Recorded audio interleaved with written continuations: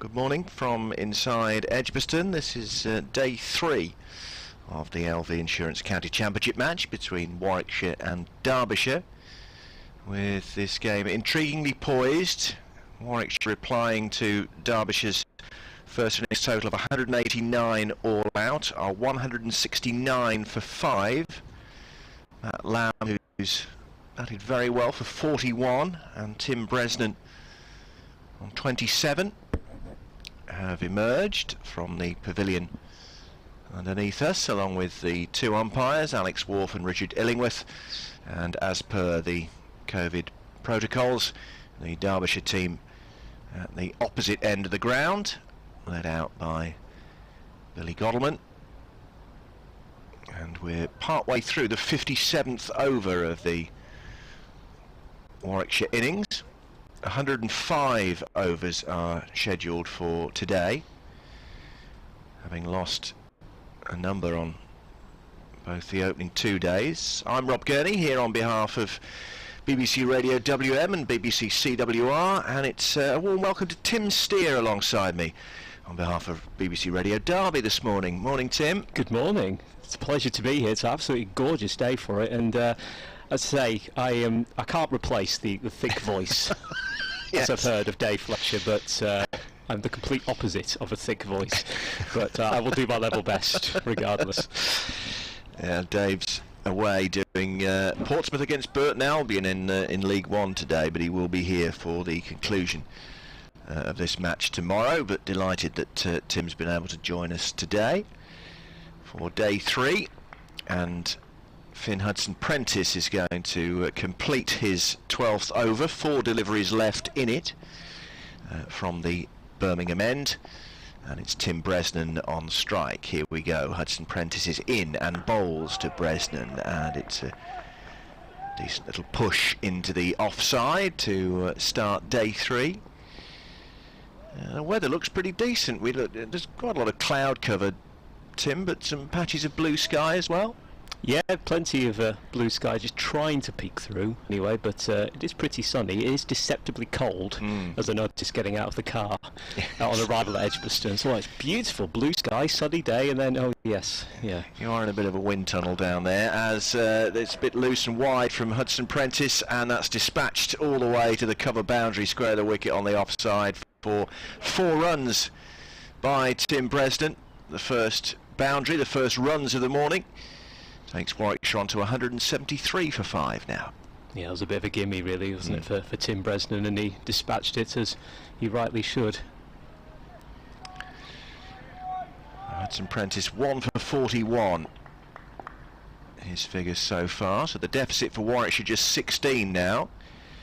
As he's on his way in again, and bowls, and that's edged, but down into the slips. It wasn't a chance for Wayne Madsen, but it was an edge into the ground from Bresnan. A good comeback ball that from Hudson-Prentice.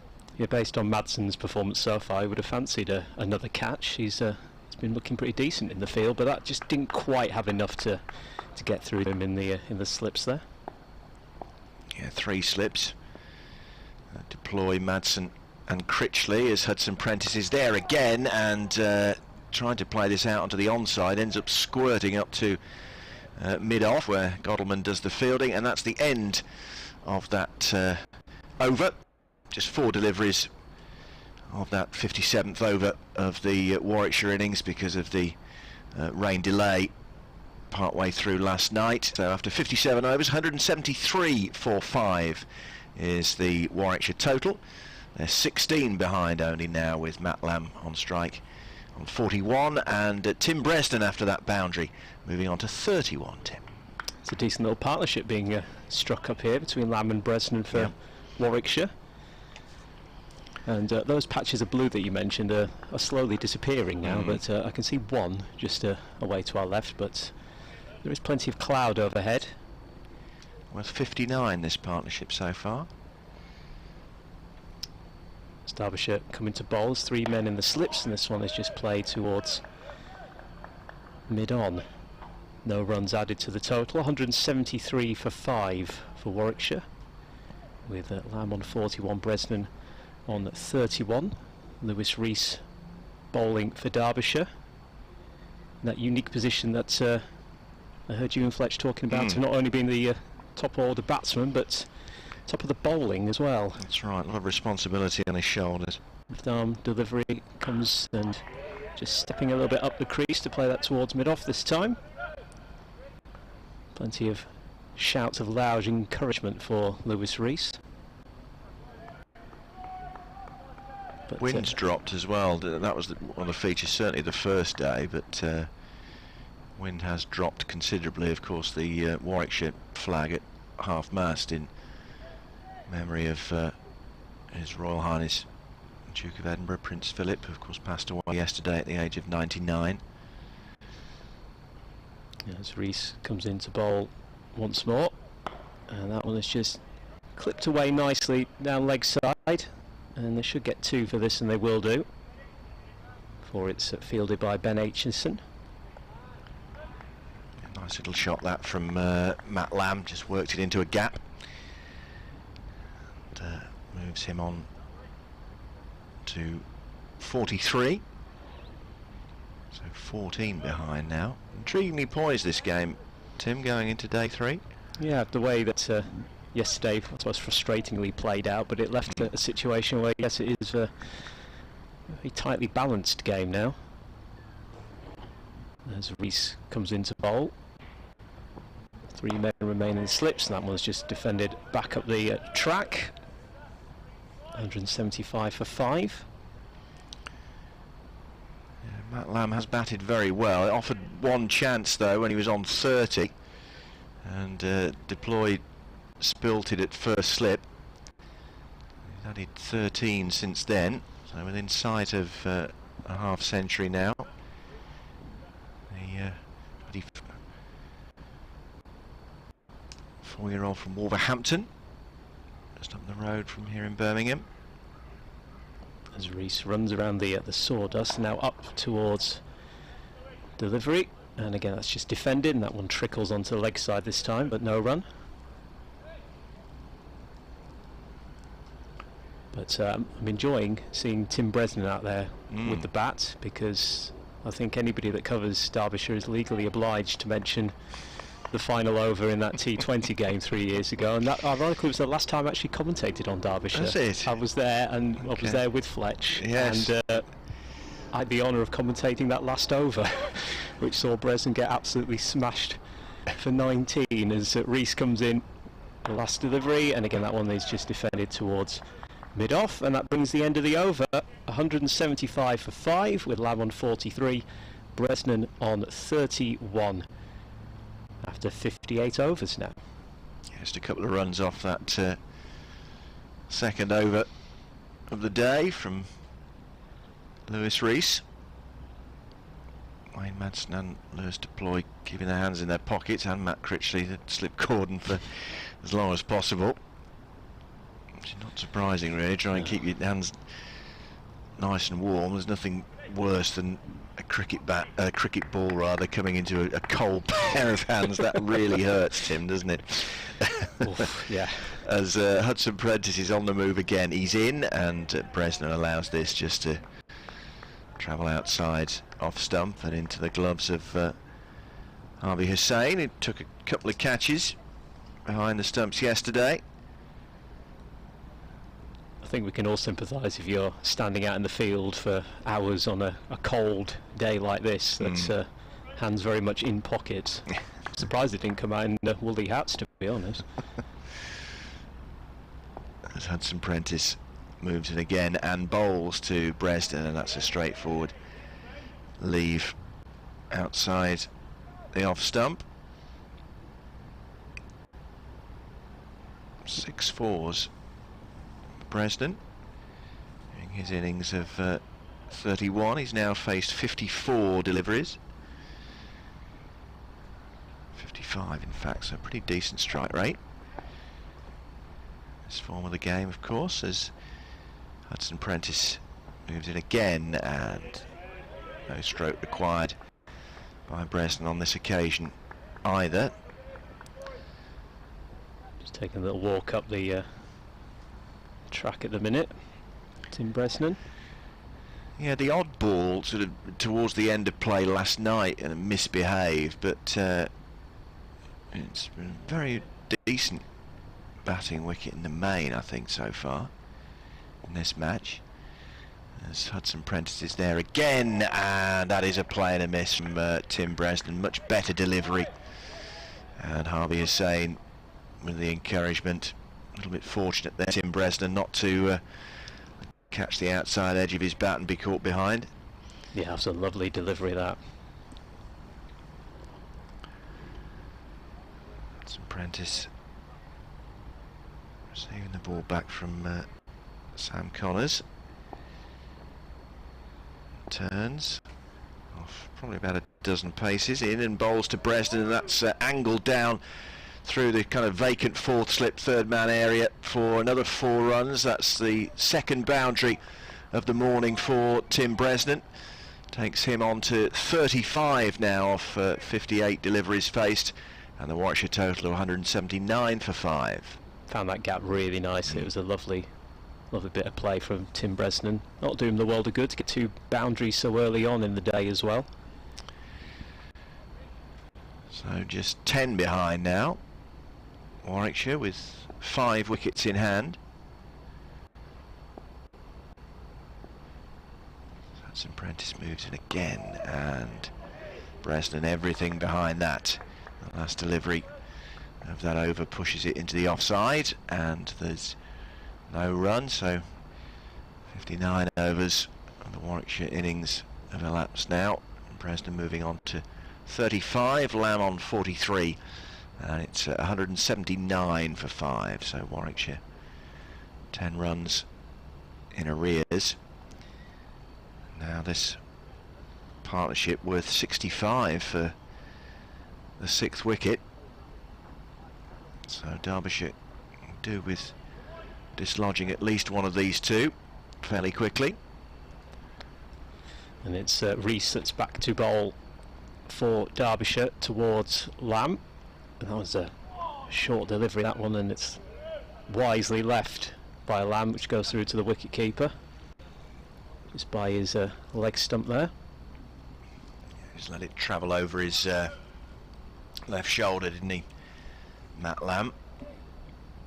Attempted to bang one in short, didn't quite work out in the way Lewis Rees was intending it to. 0 for 33, and that's the start of his 17th over. As Rees comes into bowl, again a bit more of a shorter one, but that one's just clipped onto the leg side, no run added. Stays 179 for 5, but it is an intriguing position to be in when you're top order batsman and top order bowler, really. That's a tough proposition for any player, really. It is, yeah. I mean, Dave was saying, you know, he's embraced it wholeheartedly, but it's a lot of responsibility on one individual's shoulders. But made 63 with the bat, so he's, you know, second top scorer in the Derbyshire innings. There's Rees's delivery, and that one is just defended on the offside, no runs added. But yeah, he seems to be thriving in that sense. It's not affecting his game in lots of respects. How long that can carry on over the course of a season, of course, is always the main thing. But I say good on him for taking on the challenge as well. Exactly. So a lot of players would probably maybe shirk at that. Of course, this is a much longer season than the truncated 2020 campaign as well.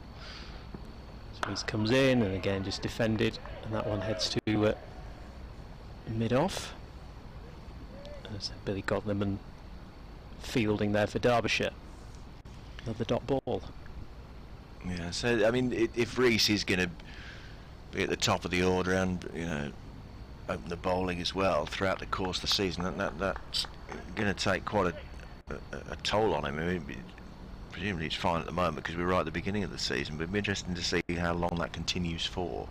Rees in again, another shorter delivery, and a little swing at that one from Lamb, but that will go through into the slips. So it stays 179 for 5, with Lamb on 43, Bresnan on 35. But yeah, we'll just have to keep on seeing how he gets on. And Toaster Phillips been in touch on Twitter, says a bit warmer today, let's hope for some great cricket. Fear the chilly wind on the car park isn't going to get a mention. Well, it already has. Toaster Phillip. He's in again, and that one's left to go by the off stump through to the wicket keeper. It brings up the end of the over. 179 for 5 for Warwickshire. Lamb on 43, Bresnan on 35. 60 overs now gone. If you want to get involved, we are on @Sport BBC WM. That's probably the easiest way to get in touch if you want to get involved in our coverage today here at Edgbaston. So it's day 3 of this county championship match, and Warwickshire just 10 in arrears. Lamb and Bresnan going very well. Reese bowling a maiden just then. It's Hudson Prentice moves in and bowls to Bresnan, gets everything behind that, pushing it into the offside where Anuj Dal comes in to do the fielding, and there's no run. I think he needs to be known as the pacey Anuj Dal, from what I've heard from Fletch. Anytime I ask him about Dal, it's oh, he's quick. Yeah, he's quick. Is all I ever get. Galloping in from point normally. Certainly has in this game, as this next delivery has been played straight back down the pitch. I mean, that was a classic example. There was no reason for Dal to try and run for that. He was never going to get that, but he's just ready and waiting, isn't he? Ready to pounce. Yeah, well, and of course, these little shuttle runs and sprints keeps him nice and warm, which in these conditions is fair point. Yes, is fairly important too. Maybe quite a few fielders will be doing that. I'll go for it, lads. It's fine. There's Hudson Prentice is there again, and bowls to Bresnan. Has a bit of a swish at that outside the off stump. Loose stroke from Bresnan this time, but no harm done from Warwickshire's point of view. Sun coming in and out as the clouds kind of barrel over Edgbaston at times.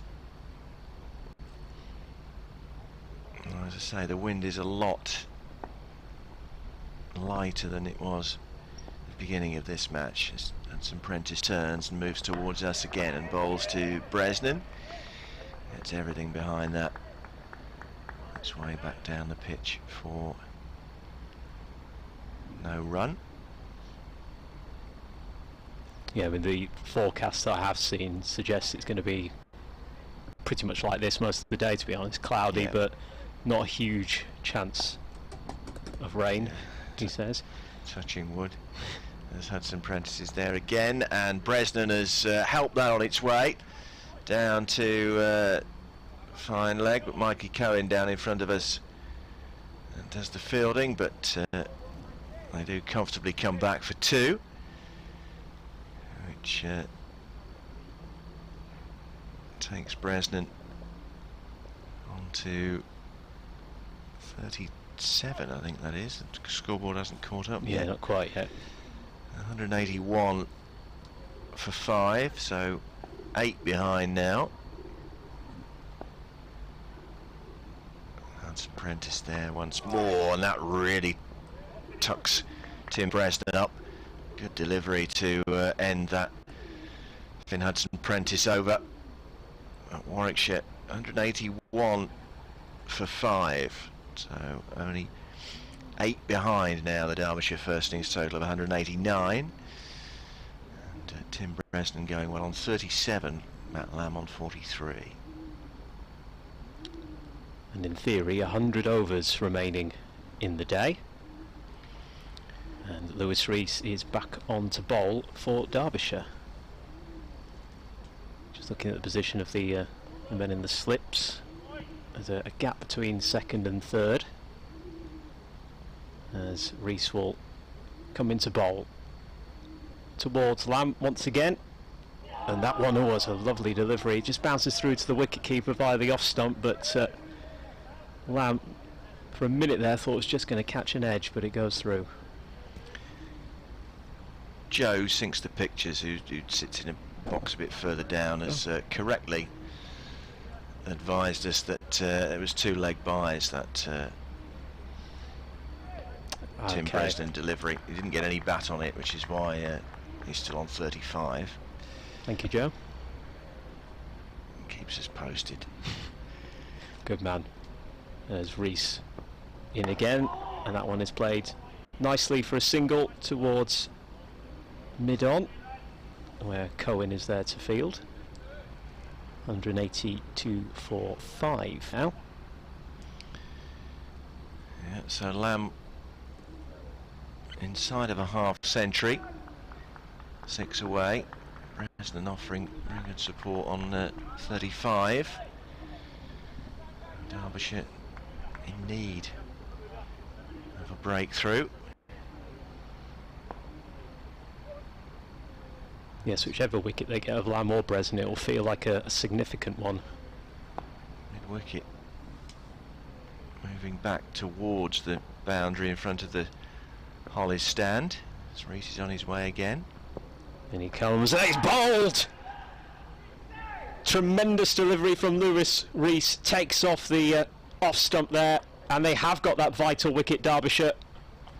182 for 6 now, and that is a big breakthrough so early on in the day. And a tremendous delivery from Lewis Rees. It was, yeah, it was just too quick, wasn't it, for Bresnan, and uprooted his off stump, and he's on his way back to the pavilion for 35. On for 34 now for Lewis Rees, but just the breakthrough that Derbyshire were looking for. Faced 66 deliveries for his 35, including 7 fours, but he's on his way. And Craig Miles, you probably hear on the slightly muffled PA in the background, is a man on his way out to accompany Matt Lamb now. But the first wicket of the morning, Warwickshire 7 behind, 4 wickets still in hand, but Lewis Rees, seeing the back of Tim Bresnan, comprehensively bowled for 35, and Warwickshire 182 for 6, Tim. Yeah, comprehensively is the right word. That off stump went flying from that delivery from Lewis Rees, and just mere seconds after mentioning how important the next wicket would be and how big it would be, there it goes. But Lamb's still out there, still pushing towards that half century as well from a Warwickshire perspective. And one would feel, even speaking from a Derby perspective, he would deserve that half century. But Rees comes in off the back of that wicket now towards Miles. It's a shorter delivery, and that one is just clipped leg side for a single, and that gets Miles off the mark. And 183 for 6. Yep, so Lamb, having lost his partner, have to step up and assume the senior role here alongside Craig Miles. That's the intrigue of this third day with a wicket so early in proceedings. Lamb now batting, and Rees's delivery, and it's played towards mid-on with Cohen there to field for Derbyshire. No runs added to the total. Craig Miles, 26 years of age, right-handed batsman for Warwickshire. It was a high score of 62 not out for Gloucestershire against Worcestershire. Rees in again, and that one is defended onto the offside, and that brings up the end of a successful over for Derbyshire, and for Lewis Rees in particular, getting the wicket of Tim Bresnan out for 35, and the total now is 183 for 6 for Warwickshire, with Lamb on 44, Miles with that single run, so Warwickshire trailing by 6 now. Yeah, so Miles, say 62 not out, his highest score, For Gloucestershire against Worcestershire, that was at Cheltenham 7 years ago.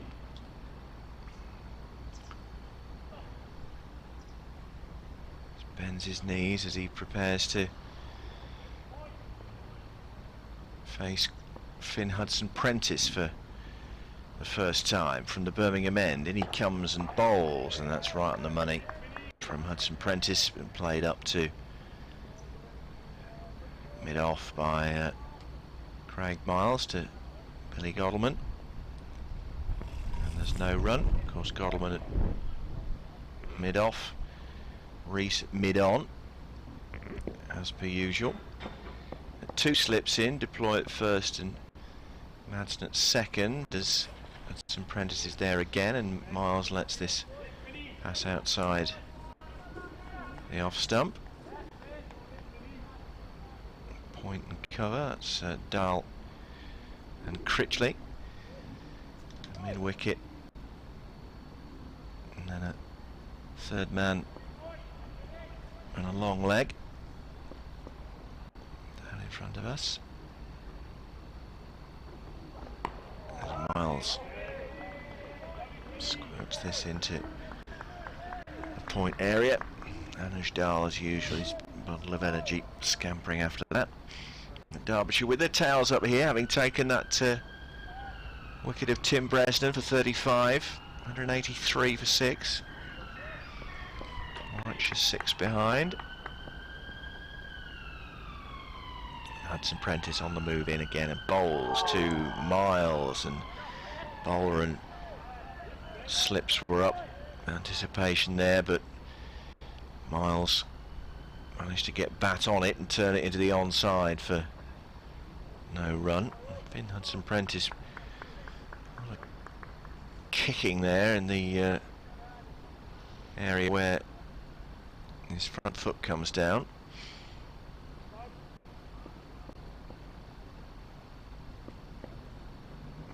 Yeah, Miles tapping the bat on the floor. Oh, and he's had a bit of a waft at that outside off stump, through to Hussain.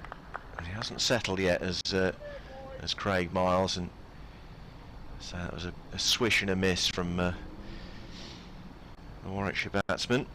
Rightly applauded very loudly by Derbyshire fielders. Again, it's probably just trying to keep warm more than anything else. But yeah. Here comes Hudson-Prentice again into Miles, and drops his bat on a very full delivery there as it squirts into the offside, and there's no run. So Miles on 1, Lamb on 44. Warwickshire total 183 for 6 in reply to Derbyshire's 189 all out. Good over that from Finn Hudson-Prentice. Nice bowling there. Maiden over as well. And it brings Lewis Rees back into bowl,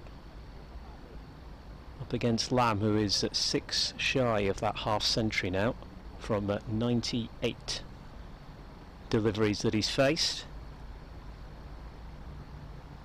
As again, there's 3 men in the slips with that little gap between the second and third.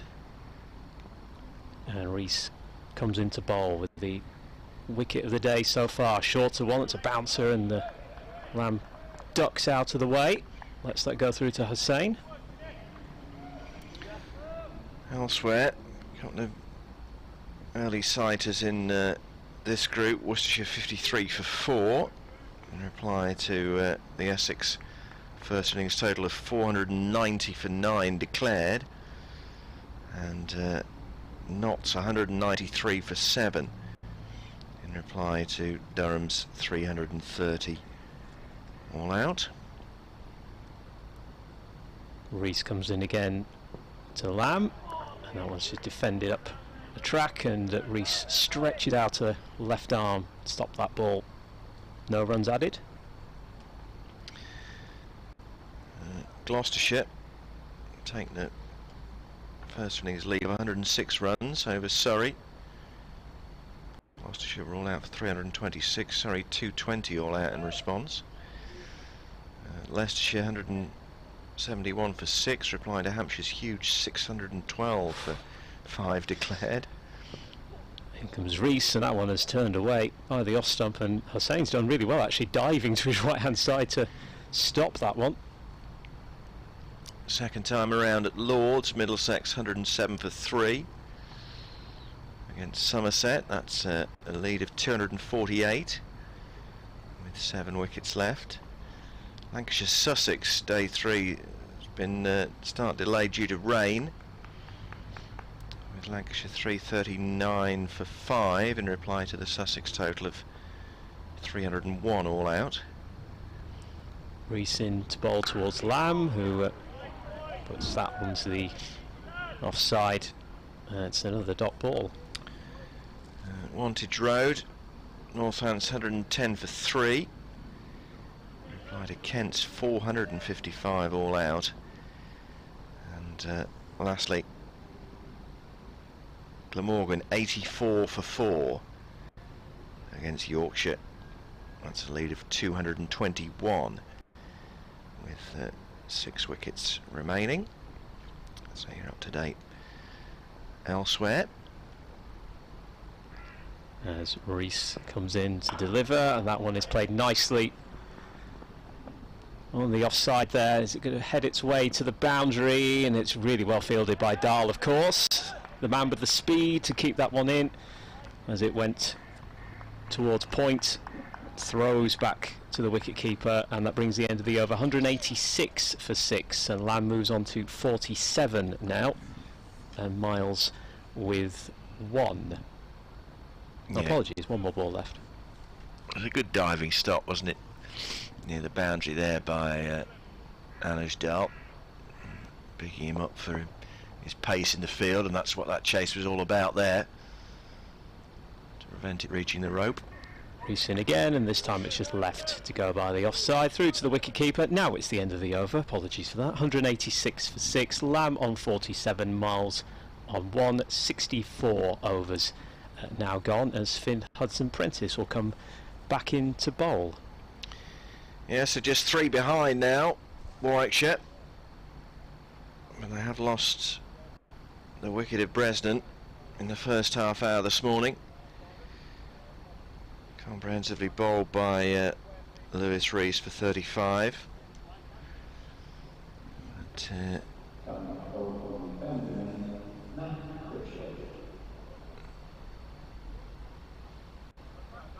change of bowling. Matt Critchley's going to come on the first time from the Birmingham end.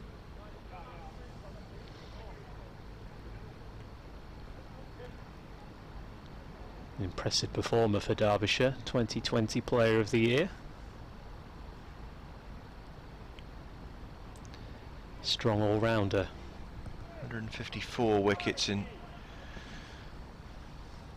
first-class cricket to his name for the leg spinner, and he's in and bowls to Lamb, who chops this away down towards the cover boundary for a comfortable single.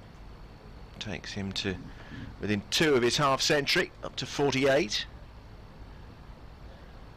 Warwickshire within 2 of the Derbyshire total now at 187 for 6.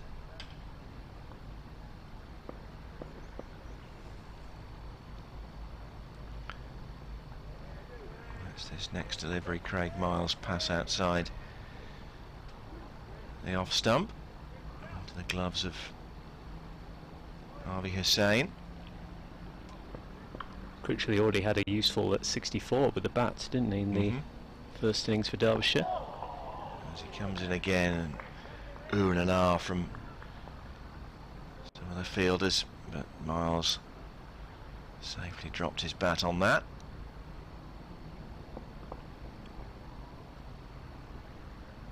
And in comes Critchley again, right arm, gave that one a bit of an extra whip there. And Hussain whipped the bails off in anticipation of a stumping, but Miles had kept his back foot firmly in the crease. Heard a yelp there from Critchley as he put that one in. He gave that some extra juice. Here he comes again into Miles, and just past the off stump. He's going to get to do a bit here, Matt Critchley. Against Craig Miles.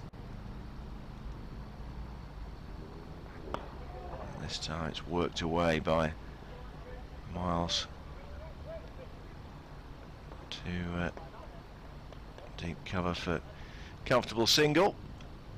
That's the end of Matt Critchley's over. 188 for 6, so one run away from matching Derbyshire's first innings total. Craig Miles on 2. We're back on strike. And Matt Lamb on 48. Looks as though Lewis Rees is going to continue from the pavilion end here at Edgbaston.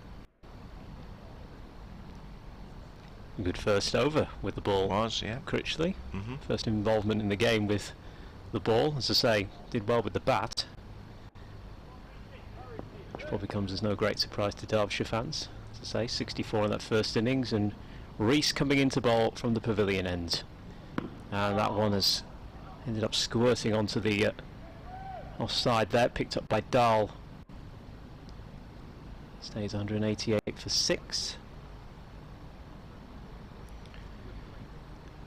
David Whitlock on Twitter asking me who's he thinking.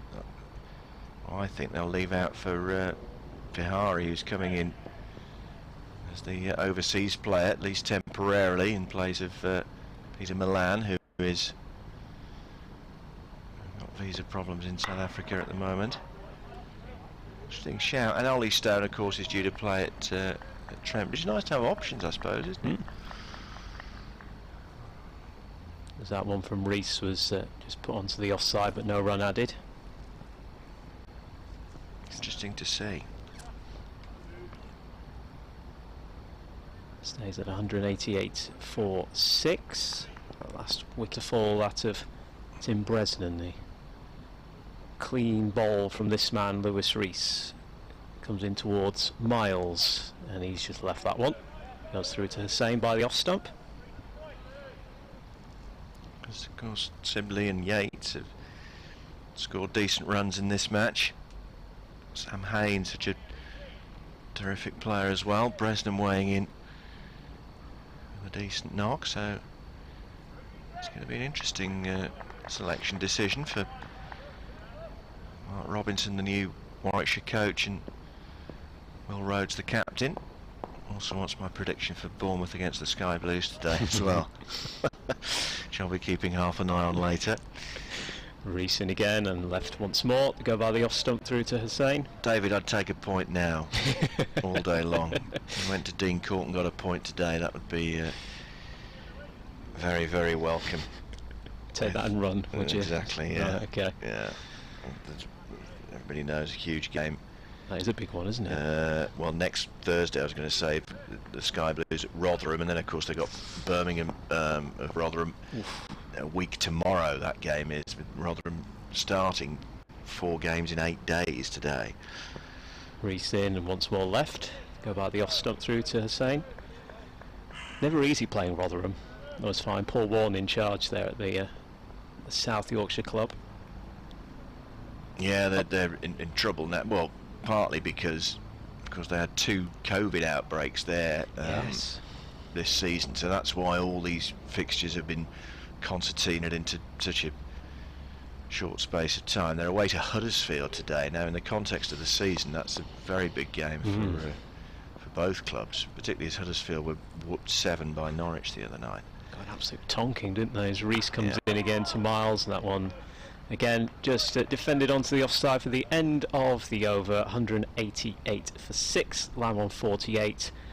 Miles on 2. 66 overs gone now in this one for Warwickshire. Yes, I saw, was it 5-0 at half time? Huddersfield led. Yeah, Pookie got a hat-trick, didn't he, in in that game, yeah. But yes, I mean, hopefully, Coventry, most people know my team. I was fortunate enough to cover them for 12 years, but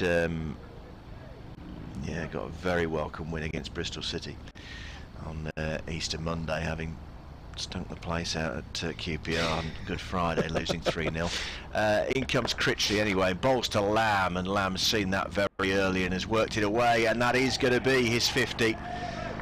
Loose deploy, can't cut it off, and that's 50 for Matt Lamb.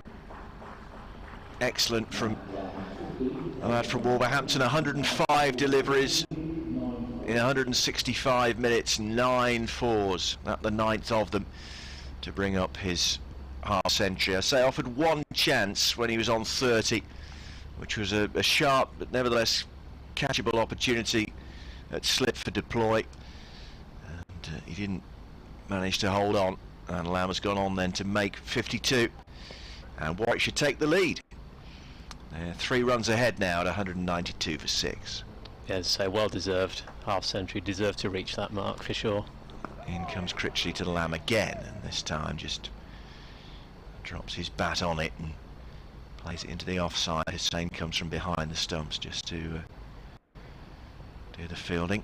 Said to Fletch last night, distracting, but it's distinctive, that sort of fluorescent hoop at the top of his bat, sort of orange pink coloured hoop. Oh yes, around the top of his bat. Now. Matt Lamb twirling it 2 or 3 times. Spoke to him at the end of play yesterday. Nice to see him go on and make a half century as he pushes this next one back up the pitch into the onside. Yes, if the squad numbers weren't helpful enough, you know when he's batting, and you've pointed that out to me. I didn't see that until you mentioned it. As Critchley's on his way in again and bowls, and a bit of a swish at this Lamb, but Godelman comes across from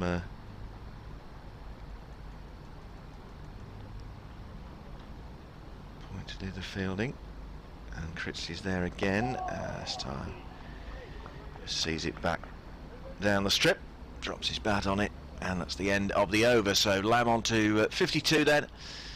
Miles has made 2, the 1 wicket to fall this morning. Bresnan bowled Rees for 35, and Warwickshire 3 runs in front now at 192 for 6. The voice of Rob from BBC WM CWR, and me, Tim Steer from BBC DER BY. Yes, that's what Fletch was getting me to call it yesterday and the day before. I did enjoy that, I must admit. Mikey Cohen's coming on from the pavilion end now, Tim. Replace Lewis Rees. Well, Rees has done a good job already, so taking that 1 wicket of Bresnan. So Cohen will just warm up a little bit before he comes in from the pavilion end here at Edgbaston. 192 for 6 now, Warwickshire.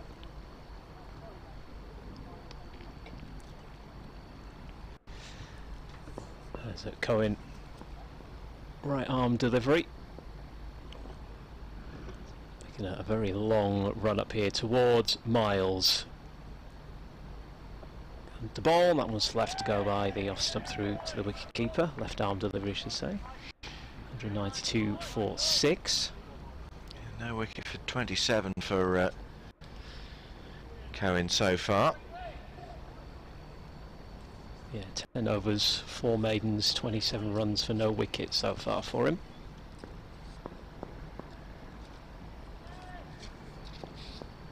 Just keep an eye across the scores elsewhere as well for you. Heard from his mum yesterday towards the end of All right. play. Any reason?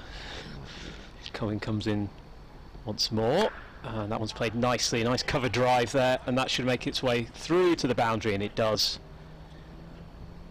That's 4 more on the board for Warwickshire, and for Miles takes him on to 6. Takes Warwickshire 196 for 6 now. Yeah, very pleasant cover drive that was from Craig Miles. Gets a glove tap in appreciation from his batting partner Matt Lamb.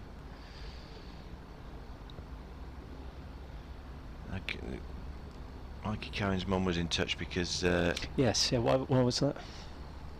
Fletch was speculating that that him and Deploy wouldn't have played together, and I think she said they actually had in a South African Invitational match, I think against West Indies. But great that our coverage goes far and wide. And we have had Ben Aitchison's mum, Denise, has been in touch during the first couple of days as well. Excellent. Do keep in touch. But Fletch isn't here today. He's down on his way to Portsmouth as things stand. There's Cohen's latest deliveries defended onto leg side, no run. Yes, he's got the long trip down to Portsmouth, covering Burton Albion for BBC Radio Derby today. So of course we will keep an eye on that and hope for Fletch that it's a good performance for Burton. The Brewers. Indeed, yes. Jimmy Floyd Hasselbank in charge. Yes, for a second time. Yeah. Some people just seem to find their club, don't they? And for him, that's seemingly his club in terms of management. As Cohen comes in again, left to go by the off stump through to Hussain. Yeah, some people just fit at a club sometimes. Because they always say you should never go back to your old club, but for some managers it just seems to be. It just works. Yeah, he's had a couple of spells because Nigel Clough has as well, isn't he, at Burton back in the day. If you want to get in touch, by the way, at Sport BBC WM on Twitter is probably the easiest way of finding us today. Or if you want to message Tim, you can at Tim Steer VO, but that's Steer with an E on the end and then VO at the end. Which is why it's probably best to use the other Twitter as this one goes down the leg side through to the wicketkeeper. I feel like if you have to explain for longer than 2 minutes what your Twitter handle is, it's probably not the best one to use. Okay, well we'll stick with that Sport BBC WM because that's probably a bit more simple. Yes. Look, I've brought the air conditioning heater is back on again, thanks to Joe, by the way, the man that syncs the pictures up for us with the commentary down the way, because he organised this yesterday because it was absolutely bitter in here. I've switched it on again and it's a nice pleasant warmth in the commentary box. And that's a nice little drive through the covers once again from Miles, but this one's not going to make it all the way to the boundary as Dahl is sprinting himself and he throws that one with some venom, falls onto his back after throwing it. But it moves Miles on to 8 and Warwickshire on to 198 for 6, and in fact that is the end of the over. So Lamb's on 52, Miles is on 8, 68 overs now gone. As I say, 198 for 6. Yeah, Matt Critchley had kind of followed Alish Dahl out there, hadn't he, towards the boundary, and I thought that Dahl was going to kind of stop it, allow Critchley to throw it back, but no, he picked it up and threw it himself there.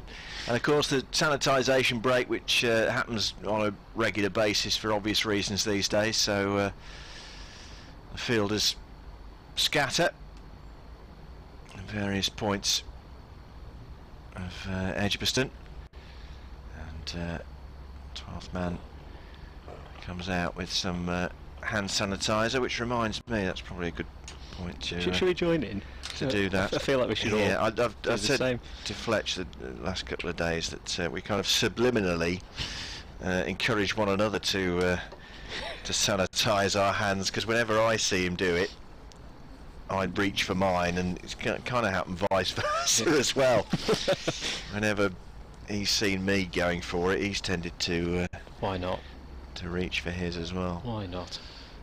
It's there we go. great that we're able to, unlike the fans of course, but it's great that we're able to have the privilege of coming into grounds and watching some first class cricket as we are this morning. 198 for 6 Warwickshire, as Critchley continues to Lamb, who chops this one away for an easy single down to the cover boundary. Takes him on to 53 from 111 deliveries, so Good strike rate for Lamb. Miles on 8 as Critchley twirls this next one in. Miles just with a circumspect push into the offside, and Hussain behind the stumps does the fielding. Prods this one into the ground, Miles, and Madsen throwing himself first slip to cut it off. Critchley again to bowl, and drops his bat on that for Dal to come in and field. 10 is the lead then for Warwickshire. 4 wickets still in hand. He's chopped this away, Miles, and it's going to go all the way to the fence. A vacant third man area for 4 runs, made room, and it was a controlled edge, I think, that stroke from Craig Miles. Takes him into double figures, moves on to 12, and the 200 up for Warwickshire. They lead by 14 now at 203 for 6. Critchley's there again. Stabs it back down the pitch to end Matt Critchley's over. No wicket for 11. He has from his 3 overs now. And the information on the scoreboard that 203 for 6 for Warwickshire after 69 overs. Lead 14.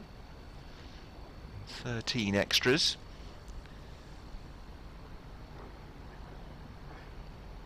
Mikey Cohen's going to continue from the pavilion end. It's Rob Gurney and Tim Steer, your commentary team on day 3 here at Edgbaston on a dry day. Particularly warm, but certainly dry. It's good news at the moment, although not too darker clouds overhead than there have been recently, Tim. Yes, all blue sky is virtually gone now. There's a big black cloud in front of us as Cohen comes into bowl. It's a wide one and it's swiped out, and it will go down towards the boundary around the third man area. That's 204 for 6 now. Lamb on 54, Miles on 12, and it's Miles that's now on strike for Warwickshire.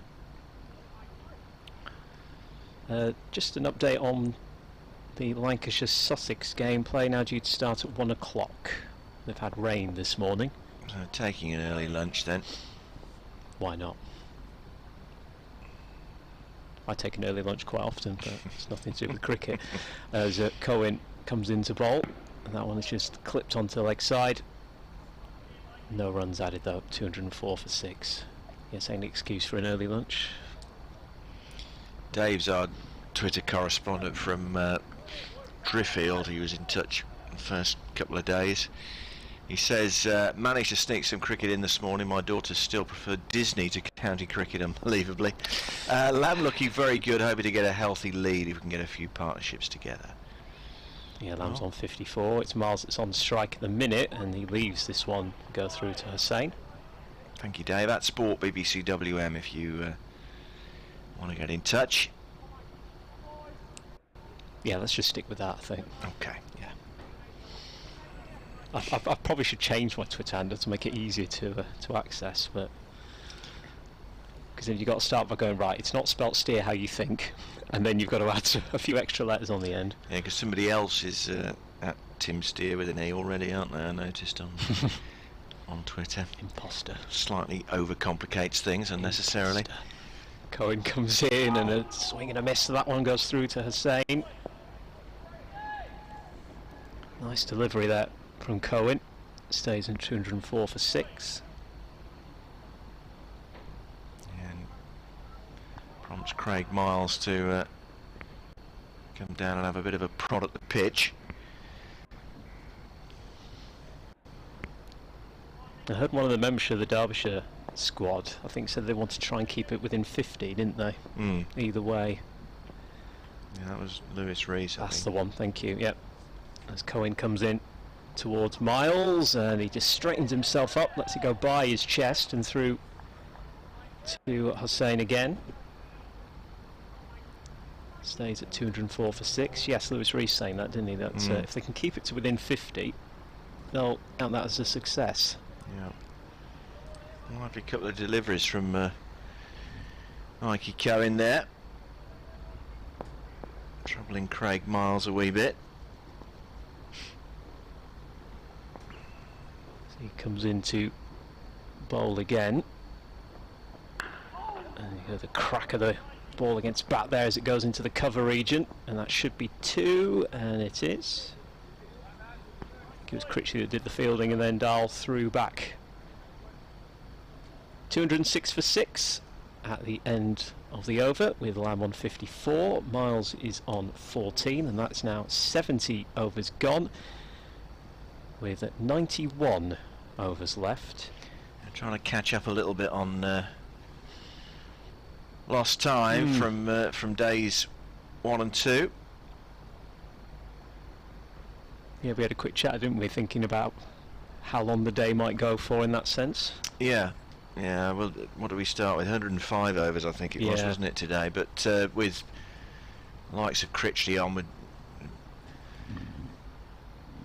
not be too far behind in terms of rattling through the overs. Oh, and it's a catch by Madsen at first slip as Lamb tried to open up his body and force that away, but Matt Critchley has struck and Matt Lamb has gone for 54. Terrific innings off 112 deliveries, but 113 deliveries in fact, but 206 for 7 is the Warwickshire total now, and Matt Lamb has gone for 54, caught at first slip by Madsen off Critchley, and Warwickshire 206 for 7, the lead is 17. A third catch for Madsen now, after getting Yates and Sam Hain, catching Yates off the bowling of Hudson Prentice and Hain off the bowling of Aitchison, but this time it's Critchley that gets the wicket.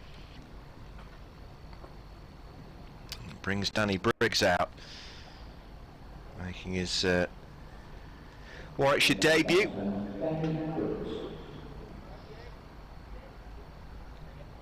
So numbers 8 and 9 together at the crease. And Derbyshire will fancy their chances now, having got rid of Bresnan and Lamb, who were both set fair overnight. Lamb has gone on to make his half century here this morning, but both he and Bresnan have now perished. So Derbyshire fighting back well. Warwickshire lead a slender one at 17. And Derbyshire 3 wickets to take as Briggs has a look round the field.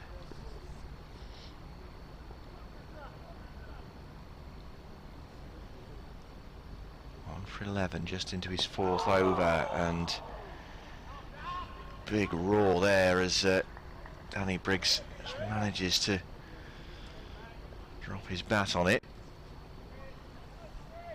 And Critchley with the initiative here. I think confidence is growing amongst the Derbyshire players now after those 2 wickets. Every appeal's just getting a bit louder now. The next one from Critchley is allowed to pass outside the off stump and into the gloves of Hossain. When you have your tails up, you just get a bit more enthusiastic in the field. Oh, and that's edged past Madsen, and by Critchley's reaction, it was close to a second catch in what the space of 3 deliveries. 4 deliveries for Wayne Madsen, but he managed to work it past him, did Briggs, and all the way to the 3rd man boundary to get himself off the mark with 4. think Madsen fancied himself again there, and he just kicks the turf a bit in a little bit of frustration maybe at that.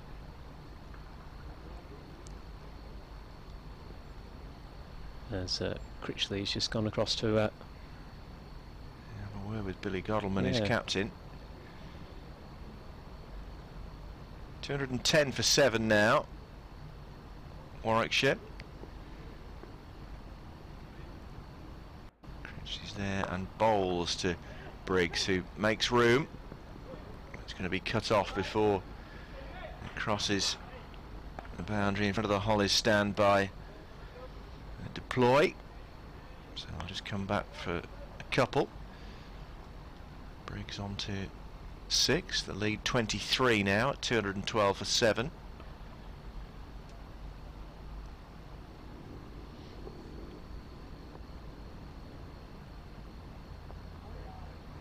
Briggs allows the last delivery of Critchley's over to pass outside the off stump. 1 for 17 he has, having seen the back of Matt Lamb for 54, and Warwickshire 23, as I say, on 212 for 7, Miles on 14, Briggs on 6.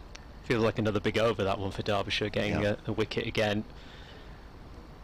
The Reece bowling of Bresnan felt like a big moment for Derbyshire in the game. Now to, as you rightly say, Rob, to get the second man in that partnership of Matt Lamb out for 54. I think Derbyshire will feel like they've made a real breakthrough there. Yeah, it's been a good first hour for them. Warwickshire have gone in front, but and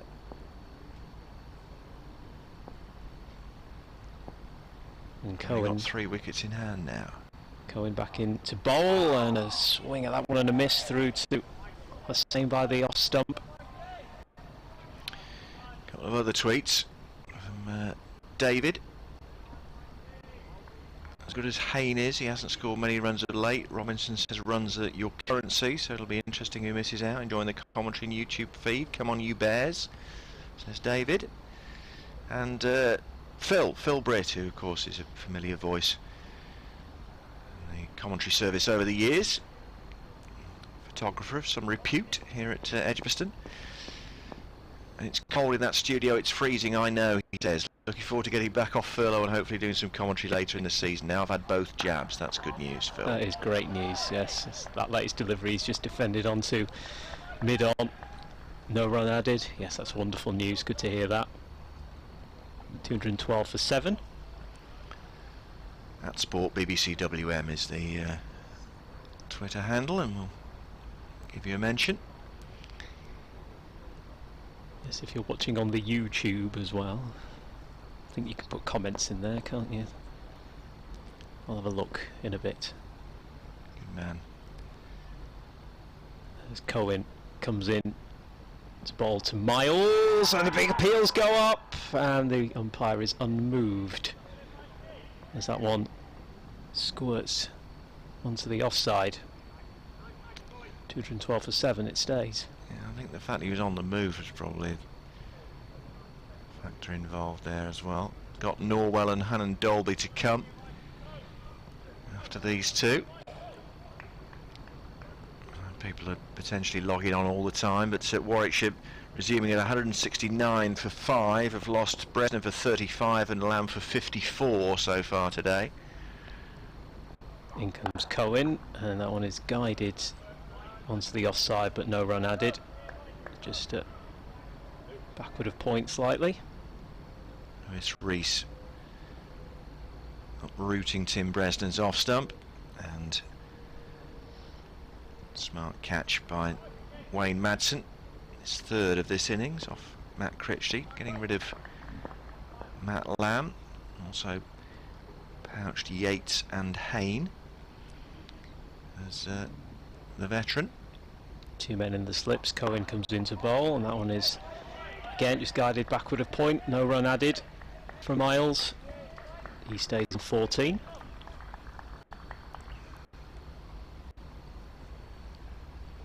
Cohen with figures of 0 for 36. 4 maidens off 12.5 overs. And according to the big scoreboard, the over rate is level.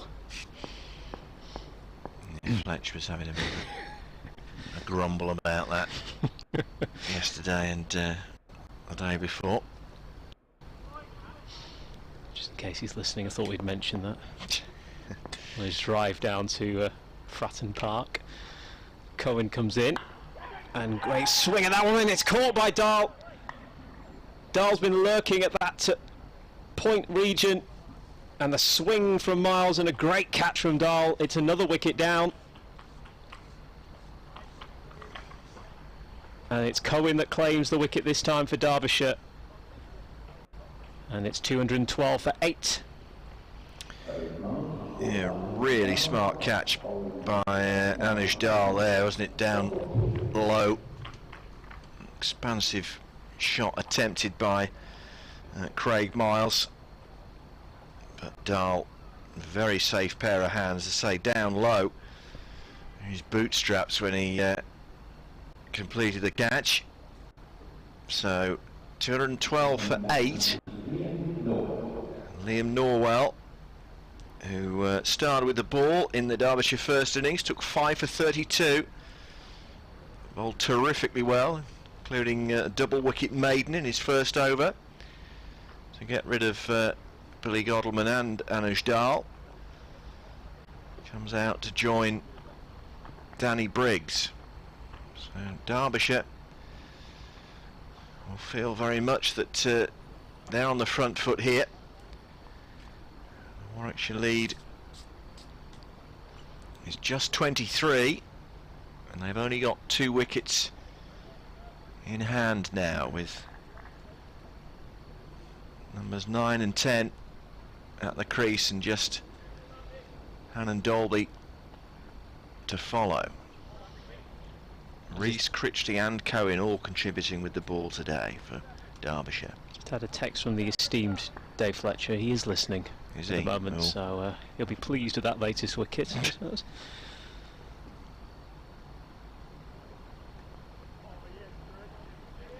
Critchley, the next delivery that Briggs allows to pass outside is off stump. As much as Fletch is pleased by anything, of course. Yes. There again, and bowls, and this time played into the offside where Dahl does the fielding.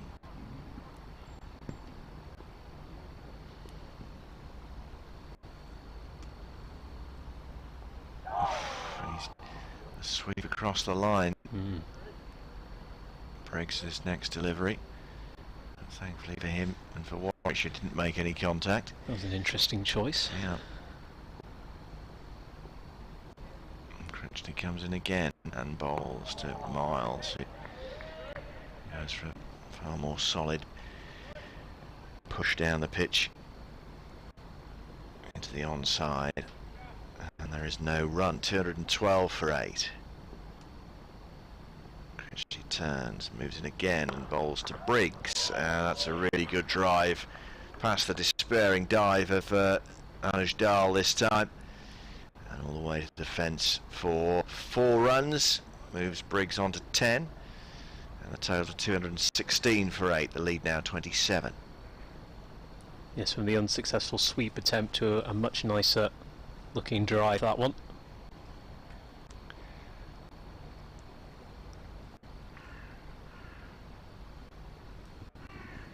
216 for 8. Briggs on 10 now for Warwickshire.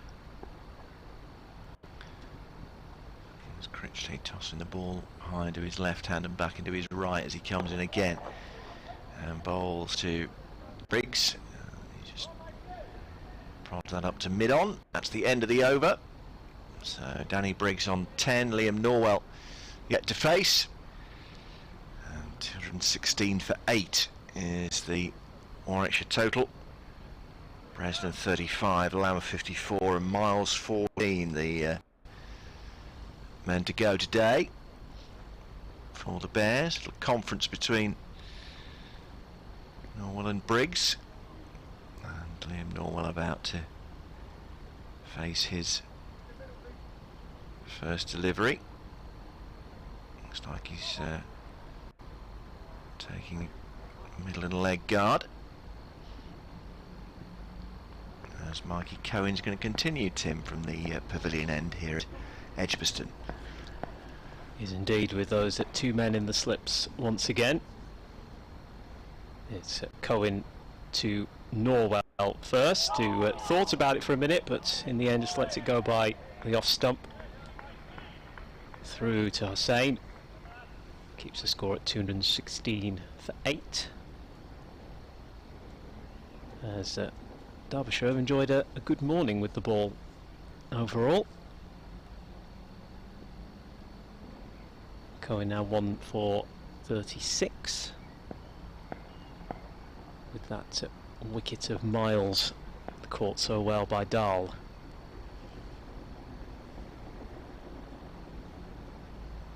Long run for the delivery, and again it's left by Norwell. A lower bounce on that one, which goes through to Hussain. Probably wisely left by Norwell in that case. Stays at 216 for 8, a lead of 27 for Warwickshire. So that 50 either way that Lewis Rees was talking about is on from a Derbyshire perspective. Yes, I mean, if they can eke these last 2 out in the next 10 or 15 minutes, then they're in the box seat, aren't they? Cohen in again. That one goes just by the off stump once more. But another lovely delivery. Norwell again in half a mind as to what to do there. He comes to the middle of the track to have a chat with Mr. Briggs before going back to his crease. I'm not liking that big grey cloud. It's been hanging above Edgbaston since about 11:30, but yeah, the sun's out at the moment, which is good. That's good. As Cohen comes in, and that one's swiped at and goes to the cover region where it's fielded. No run added on. Matt Critchley, the man there this time for Derbyshire. But a few years back I had the chance to commentate on a few Yorkshire games following the very sad passing of Dave Callaghan, Cally of course, and I was very fortunate to do a few Yorkshire games, and in my time covering Yorkshire I was introduced to a website called, well, I don't know if I should say it, but it's a weather website anyway, that gives very accurate minute by minute accounts of when it's going to rain. As Cohen comes in, that's a bouncer and ducked out the way. Norwell through to Hussain, a wicket keeper. And this commentator, forgive me, I can't remember who it was, but one of the commentators on the county championship circuit swore by this website in particular. And I thought, all right, we'll give it a try then, I'll have a look. And to be fair, most of the time it's not too bad in terms of its accuracy. So literally minute by minute it will tell you whether or not it is going to rain in the next 2 hours. Might be the sort of one that Gary and his team here at Edgbaston will have, I'm sure. That's a lovely shot from Liam Norwell. That's the way to get off the mark. Yeah, crack that one through the point region. That goes straight for 4. Even Anuj Dahl wasn't going to catch that one. And that's at 220 for 8 now, with Briggs and Norwell batting for Warwickshire. Briggs on 10, Norwell on 4 following that one. And at 74 overs now gone. Yeah, 31 then is the lead for Warwickshire. A long conference between Briggs and Norwell. Middle of the pitch as Critchley's going to continue. 5 overs, 1 for 21. Crucial wicket of Matt Lamb.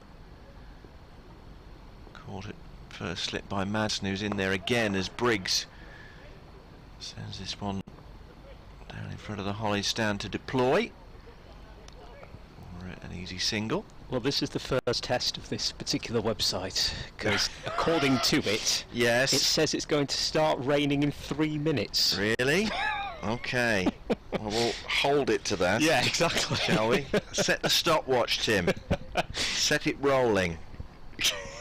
1 Mississippi, 2 Mississippi. That's it. Okay, right. ACU. As Critchley's there again, and Umanar as Hussain gathers. Norwell stepped away, required to play a stroke at it.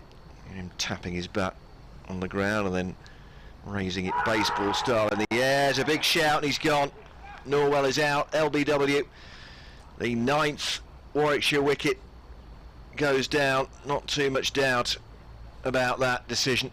Norwell out for 4, and the end of this Warwickshire innings is nigh. It's a second wicket for Matt Critchley. 2 for 22 he has now, and with just Hannon Dolby to come, Warwickshire are 221 for 9, a lead of 32. Critchley brought in to bowl this morning. Finn Hudson-Prentice started with Lewis Rees, and Critchley's been brought in, and now 2 for 22 or 5.3 overs, so a wise decision from that perspective. Well, this is, as we said at the start, before a ball was bowled today, this game's fairly delicately balanced, and even more so now, Tim, in what we've seen in the first kind of hour and 10 minutes or so. Absolutely, yep. Yeah, it was finely poised at the start of the day after a very rain-interrupted day 2, but as always, when you're sort of around the 5th, 6th, 7th wicket mark, if you can get that first wicket in of the day, and then usually it can start to roll, and it has rolled in Derbyshire's favour. As soon as Lewis Rees got that to bowling of Bresnan, they would have hoped they could start to pick up a few more after that. Yeah, exactly. And they definitely have done in that sense. There's Andrew Crocker on Twitter, nice to hear from him again, asking us whether we think Craig Miles might give way to Ollie Stone. It's certainly a possibility, and an awkward decision after 50 from Matt Lamb to work Vihari into the Warwickshire side, but nice dilemmas to have. Selection as Hannon Dolby faces his first delivery, and from Wayne Manson's reaction, that was pretty close to 2 wickets and 2 balls for Critchley. Yes, I get the feeling they're going to loudly shout at everything there, Derbyshire. Rightly so. Hannon Dolby, former Yorkshire man? Yes, from Halifax, yeah. Yeah, it's my neck of the woods. Been here at Warwickshire since 2013 and signed a contract extension in the winter. Yeah, there's a few former Yorkies in this Warwickshire side, isn't there? One or two. Bresnan, of course, is another most famous of them. And Will Rhodes, not from Yorkshire, but played for them, as this next delivery from Critchley is squirted into the offside by Hannon Dolby. 2 number 20s the combatants at the moment, batting and bowling, as Critchley's there, and Hannon Dolby plays this into the covers where Godalman makes a tumbling stop, and that's the end of the over. 221 for 9 are Warwickshire, with Hannon Dolby yet to get off the mark. Danny Briggs on 11. The lead therefore is 32 for the Bears against Derbyshire. Yep, another wicket down. Continuing the successful starts of the day for Derbyshire. Over 221 for 9 now. Warwickshire, Briggs on 11, Hannon Dolby yet to score, with Liam Norwell the last man to go for 4 off the bowling of Critchley, and it's Cohen that's back into bowl from the pavilion end, who's also picked up a wicket today. Well, I think this website's got it wrong. I think it's been 3 minutes, hasn't it? At least. At least. The sun's shining bright. If anything, it's got sunnier. Yeah. So let's forget that, shall we? I'll close that browser in a minute. As it's Cohen comes into bowl to Briggs, and that one's gone by leg side and collected by Hussain. Stays at 221 for 9.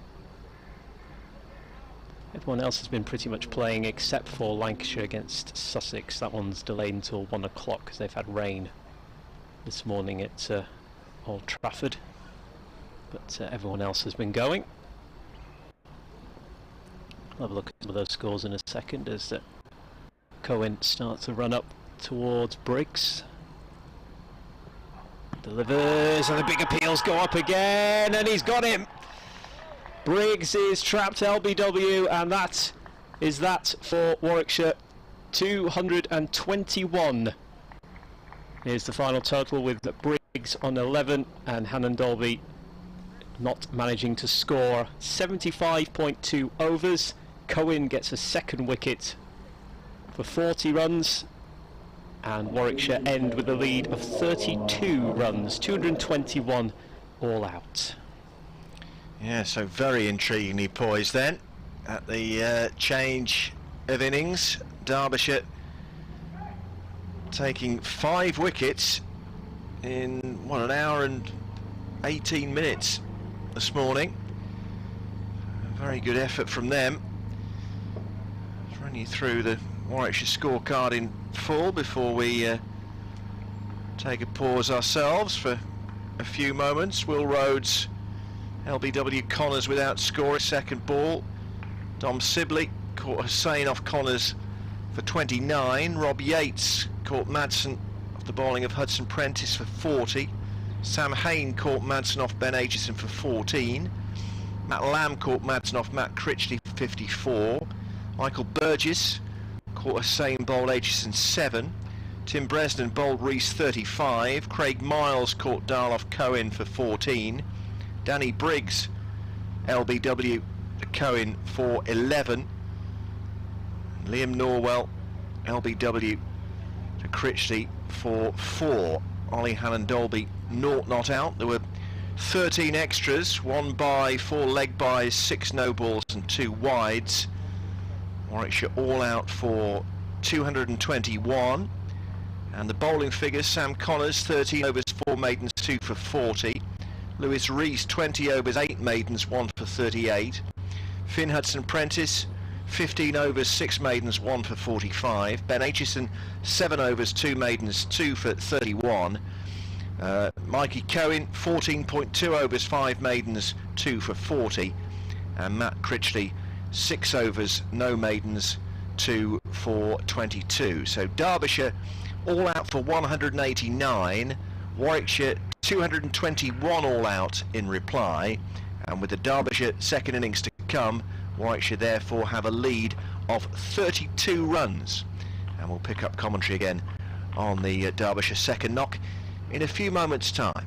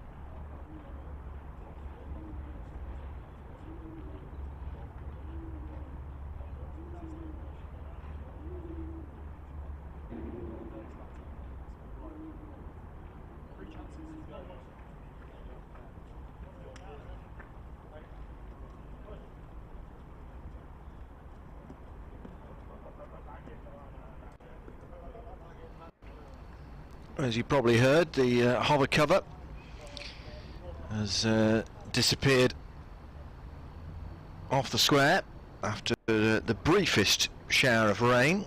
1 or 2 drops falling on the concrete in front of the commentary box here were evidence of that. But the sun is out again, thankfully, and we're about to start the Derbyshire second innings.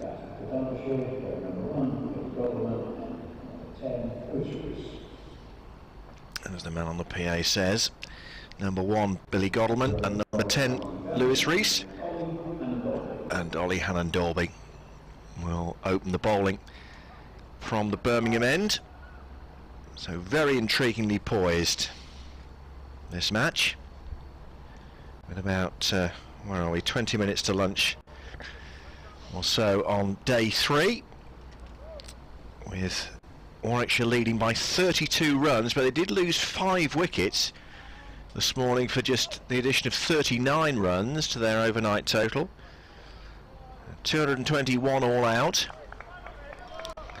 Derbyshire, of course, were 0 for 2 and 7 for 3 early on in their first innings. I'm Rob Gurney from BBC Radio WM, BBC CWR. Tim Steer is with me today for BBC Radio Derby. Tim? Great morning for Derbyshire. Absolutely fantastic to get those 5 wickets in just was it an hour and 18 minutes, you said? That will do very nicely, and to have just a deficit of 32 runs as well. As the first delivery of the Derbyshire second innings is turned away into the onside by Billy Godalman, who gets off the mark. Been out for a duck in the first innings, of course. One of Liam Norwell's 2 victims in his double wicket maiden first over.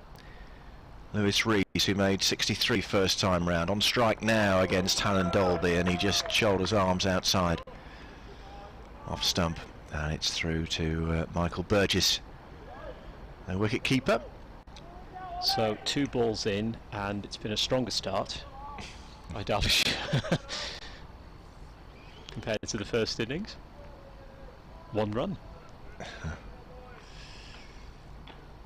Yeah, it took them, I think it was 29 deliveries to get up the mark in the first innings. Right. So 2 balls so in, 1 run. Considerable improvement on that, as Hannon-Dalby comes in and bowls to Rees, who has a bit of a switch at that outside off stump. Rehearses the stroke he hoped to have played. The left-hander comes down the pitch and does a bit of prodding away. 3 slips in a gully in for Hannon-Dalby. Bresnan at first, Hayne at second, Yates at third, and Danny Briggs in the gully. He's got a point, mid on, mid off, mid wicket. Another swing and a miss from Lewis Rees through to Burgess, and Liam Norwell down at long leg.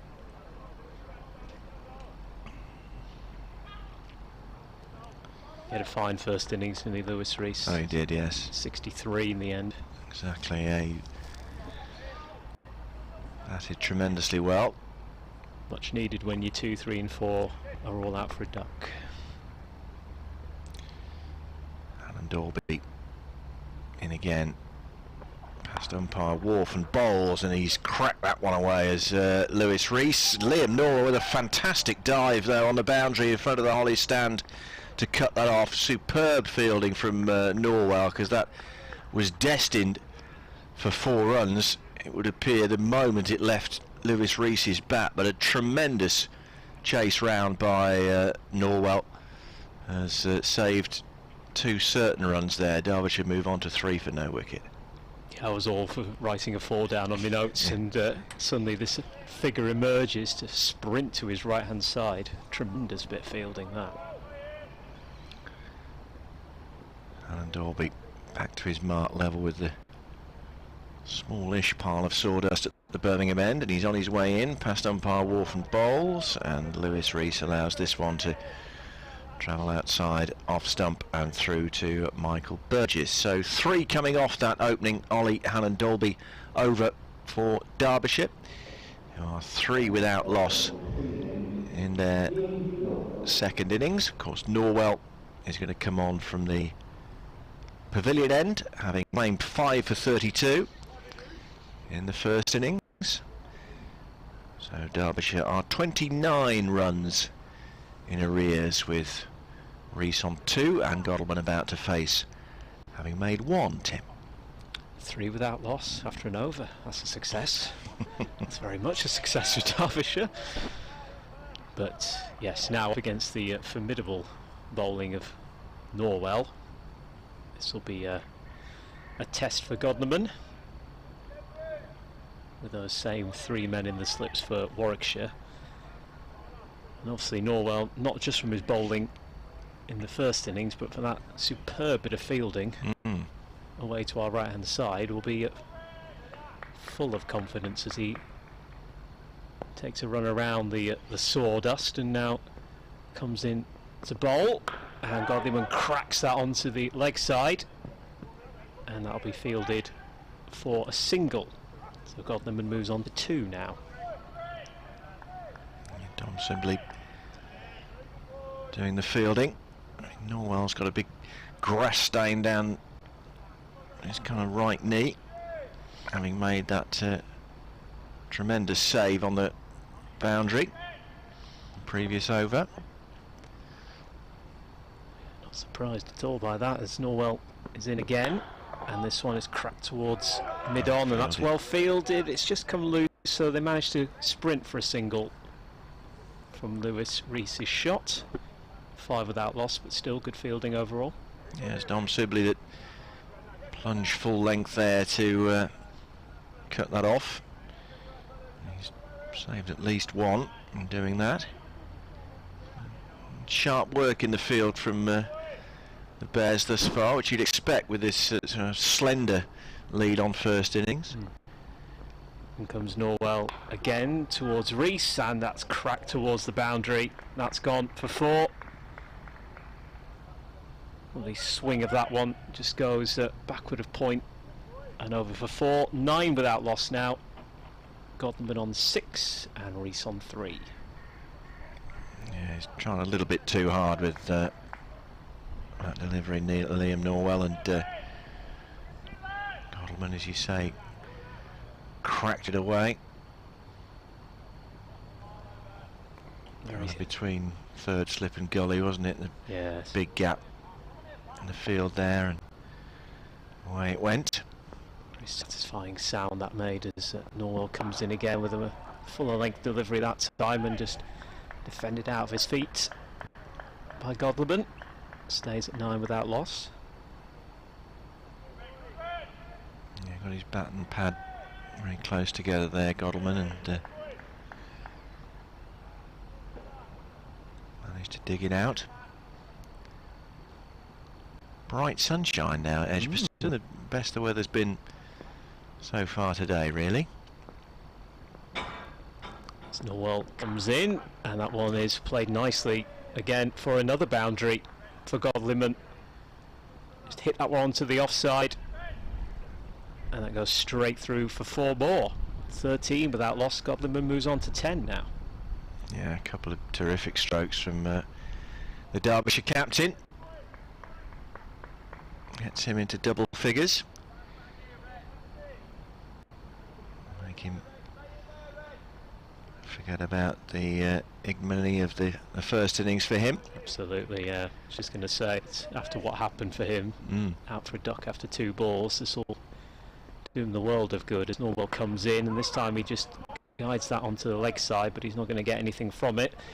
And that's the end of the second over, and it sees Derbyshire move on to 13 without loss. Godalming 10 off 6, and Rees with 3. And 10 off that opening Liam Norwell over. Derbyshire eating into the Warwickshire lead early on here. Oh well. Back out to a long leg to do the fielding. He's got that headband that he adjusts as he puts his cap on. Of course, it's going to be Hannon Dolby to continue from the Birmingham end.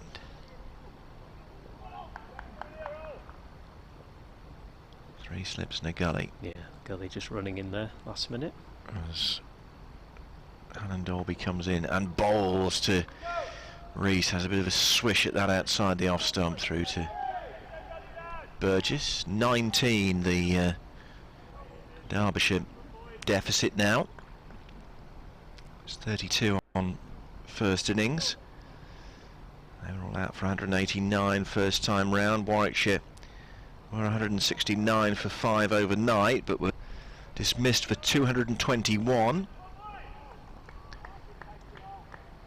Losing the last 5 wickets for 39 runs today.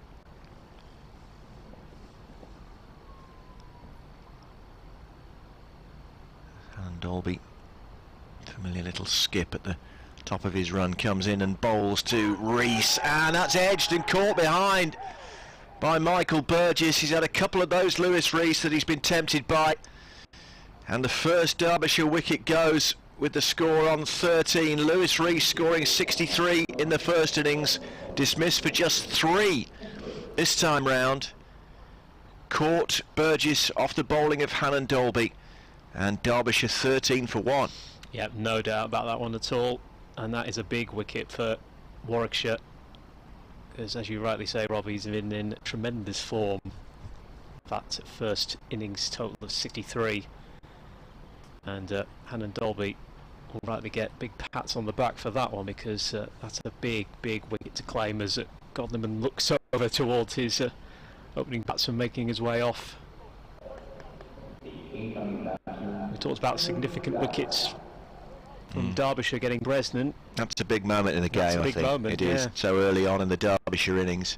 As I say, he had 2 or 3 wafts, didn't he, Rees? Yeah. He's been finding some nice lines, Hannon Dolby. I was going to say, line and length, very good early on from Ollie Hannon Dolby, and getting his reward. And Anush Dal is also on a pair in this match. Godleman has managed to avoid that fate, but Dal will be wanting to do likewise here. 13 for 1, Derbyshire.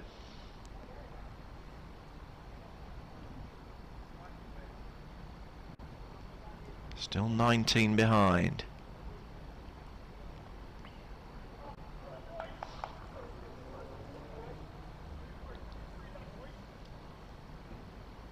Dahl taking his guard from umpire Alex Wharf. 24-year-old, signed 3 years ago by Derbyshire. Hannon Dolby is there now and bowls, and Dahl successfully pushes this into the offside, where Craig Miles comes scampering in to do the fielding.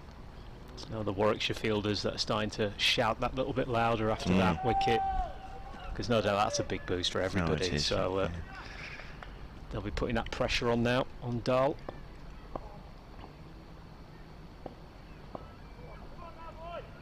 Hannon Dolby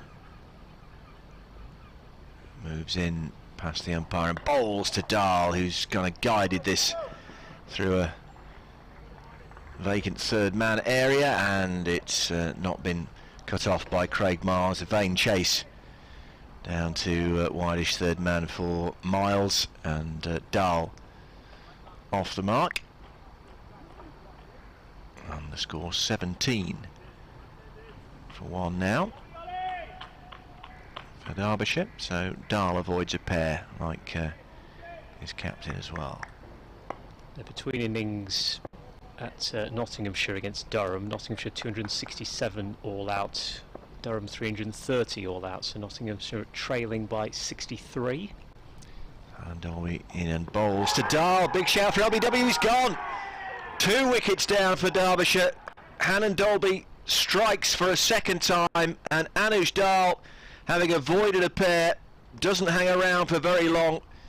Oh, jag back to him, and LBW is the umpire Alex Wharf's verdict. So Derbyshire 2 down with only 17 on the board. Anuj Dal, LBW, Oliver Hannon-Dolby for 4. 17 for 2. 2 wickets gone in just 3 deliveries. That's a big blow for Derbyshire.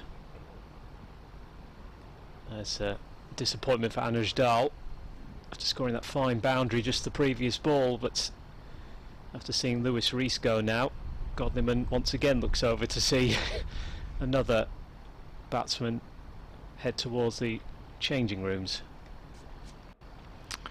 So 2 wickets in and over for Ollie Hannon-Dolby. Figures of 2 for 7. Derbyshire 15 behind, but 17 for 2. Only 8 wickets remaining. And here comes Deploy. And he's on a pair. Having scratched around for 22 deliveries in the first innings without scoring. And it was Hannon-Dolby that saw him off when he played onto his leg stump in the first innings. So Warwickshire very much in charge now early on in this Derbyshire second innings at 17 for 2. Deploy going through a whole series of stretching manoeuvres before pacing up to Hannon-Dolby. Big shout, he tumbles and he's gone. First ball, he's been given out first ball as Deploy. He has got a pair, and it's 17 for 3. Derbyshire now. Ollie Hannon-Dolby with 3 wickets in 1 over. Astonishing. 2 LBWs and a caught behind, and Warwickshire bang in charge now on day 3 of this county championship match here at Edgbaston, with Derbyshire 17 for 3. And in the space of 1 over, the game has completely changed. It's completely turned after that. Wow, what an over from Hannon-Dolby for Warwickshire.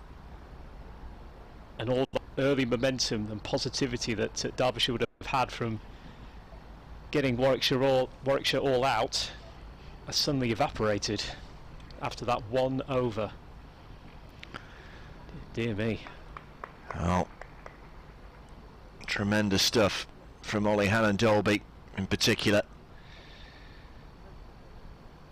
3 for 7 his figures after 2 overs. Wow. We said he'd been finding the right lines though, hadn't he? He'd been looking really good and fantastic spell early on here. And I think Derbyshire not having many batsmen padded up, it would appear. Well, not quickly enough. Not quickly enough, because it's taken an age for Madsen to emerge from the dressing room now. Now him and Rees played really well in the first innings together. Yes, they took it from they put on 43. Yeah, to 54, between them. didn't they? That's it. Yeah. In the first innings, and they need something similar and a lot better. Derbyshire here with Madsen coming to the crease. What a pre-lunch spell this has been. Warwickshire won't want the interval to come. Norwell him to continue. Yes, and he comes from the pavilion end towards Godliman this time, and he's cracked that one away beautifully for 4. That's exactly what Derbyshire need at this point. After seeing wickets tumble, is a calm head to try and bring things back on their side, and Godliman has put a lovely one away for 4 on the offside. 21 for 3. Yeah, his 3rd boundary of this innings, but he's seen Three of his partners disappear already.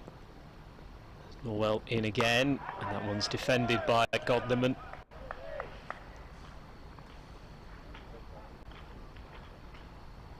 I think now for Derbyshire, Billy Godliman has got quite a challenge on his hands, like I say, to just try and steady the ship a little bit now. It might take a few more of those defensive shots just to stem the tide a little bit. As Norwell rounds the sawdust before making the long run up, and Godliman again just defends that onto the offside. Stays at 21 for 3. Godliman on 14 off 9 deliveries. Madsen yet to face one, as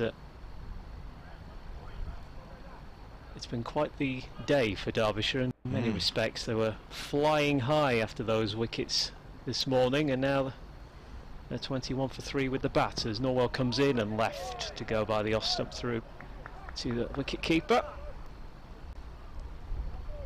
Stays at 21 for 3. They're at lunch between Middlesex and Somerset, with Middlesex 143 all out in their second innings. Middlesex leading Somerset by 284. This will probably be, I would think, the last over before lunch, which certainly will be, won't it? I would imagine so, as Norwell comes in, and that one's straight back down the track and straight to Norwell. I say Warwickshire won't want the interval to come. They'll want to stay out there and keep the pressure on Derbyshire, but it's an important period, the lunch interval, really, for Derbyshire, for Billy Godliman to get amongst his players and get them to try and regroup, Tim. Absolutely, yeah, and he's trying to do that with the bat out there at the minute. As you rightly say, once they get into the changing room, there's a shorter delivery, and it's a lovely pirouette from Godliman there. Thought about swinging high for that, but leaves it, goes through. End of the over. 4 overs now into Derbyshire's second innings. 21 for 3, Godliman on 14, and as I say, Madsen yet to face a delivery.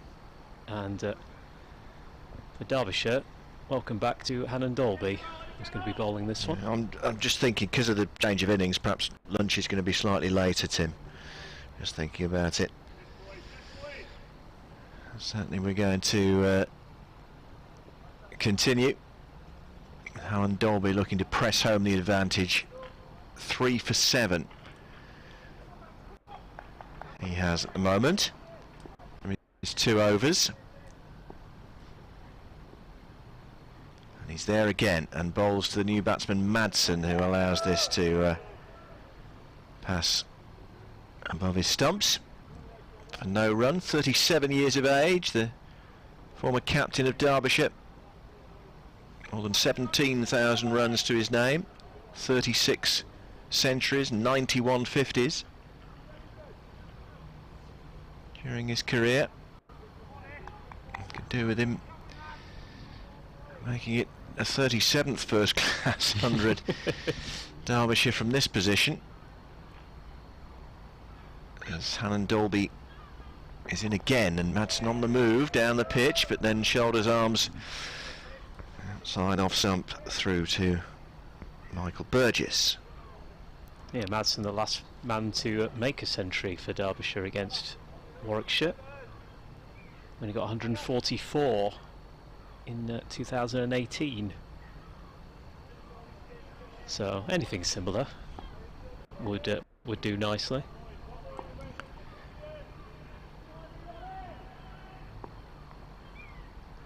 And Dolby moves in again past umpire Wharf and bowls, and Wayne Madsen content just to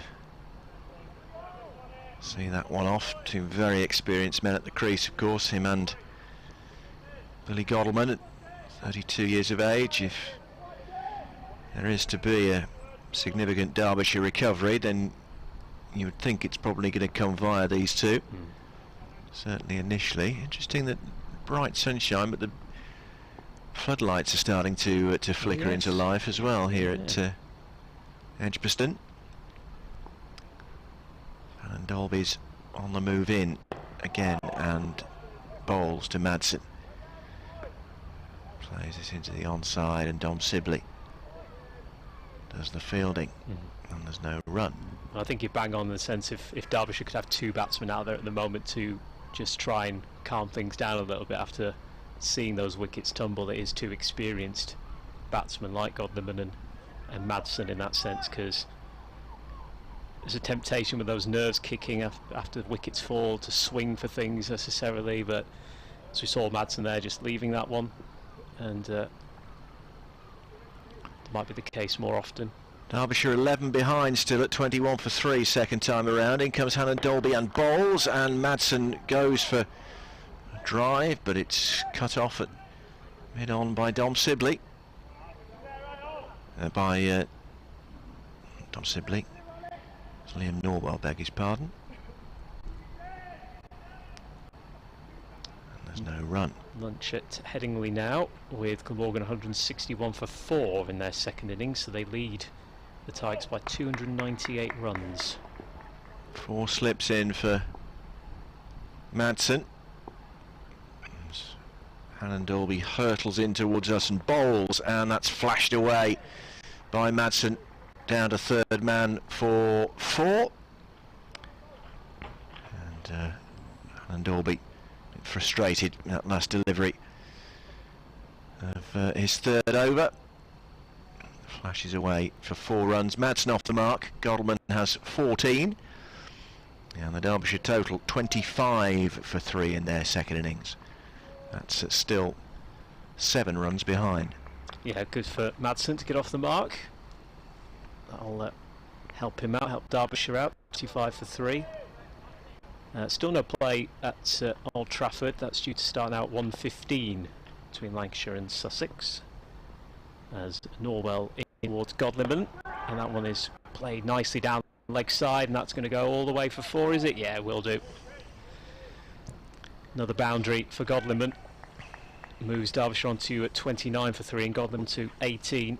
Yeah, just straying onto his leg stump there, didn't he, Norwell, and clipped away very nicely off his legs by Godleman through mid-wicket for 4. Lovely boundary for Godleman. It's his 4th of this innings already. 18. Gosh. In comes Norwell again, and this one's just backward a square leg this time, and they're looking for 2 maybe. No, they're going to stick with just the 1. So 30 for 3 and Godleman on to 19 now. As Madsen now into bat, so a bit of change of fielding. Yeah, right hand, left hand combination, of course, these two, which is a bit disruptive from Warwickshire's point of view. Ground staff all standing by the hover cover in anticipation, as Madsen takes his guard. So now got 3 men in the slips and 1 in the gully now, as Norwell comes in to deliver, and that one's just played straight back up the track and will be fielded at mid-on by Sibley. Stays at 30 for 3. Yeah, the ground staff have been, no pun intended, hovering by that cover since we came back from the innings break. There's 3 of them with holding the tarpaulin, big tarpaulin ready. Norwell comes in, and that just bounced up and looked at the top of the bat there of Madsen. Got that to lift a bit, didn't he? Yeah, Norwell. I think he might have caught his hand a little bit. He's just pulled it away there. No run off that. Maybe just looking at the splice, really, where the handle meets the blade, whether it cracked it. It doesn't look like he has done. Goes on, and Norwell in to Madsen once again, and that one he defended nicely to Sibley again at mid-on. Stays at 30 for 3. Yeah, they're like greyhounds in the slips, aren't they, those ground staff at the minute. 1 ball to come in Liam Norwell's third over. No wicket for 19. It was he that grabbed most of the headlines during the Derbyshire first innings. It was 5 for 32, but it's Ollie Hannon-Dolby this time with all 3 wickets. And this one is just put onto the offside this time, and that's the end of the over. 6 overs now gone in Derbyshire's second innings, and steadied it a little bit at 30 for 3 now. Godliman on 19 from just 14 deliveries, and Madsen making 4. As you rightly say, he's found the boundary a few times now, Godliman. Yep, 4 fours so far. Hannon-Dolby is going to continue. 3 for 11 from 3 overs now, his figures.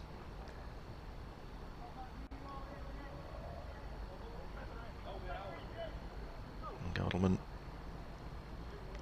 left-hander, looks round, surveys the field. 22 hundreds, 43 50s during his Derbyshire career, and this one down leg side. Not tempted to follow it into the gloves of Burgess. Well, 100 matches as the Derbyshire captain since 2016.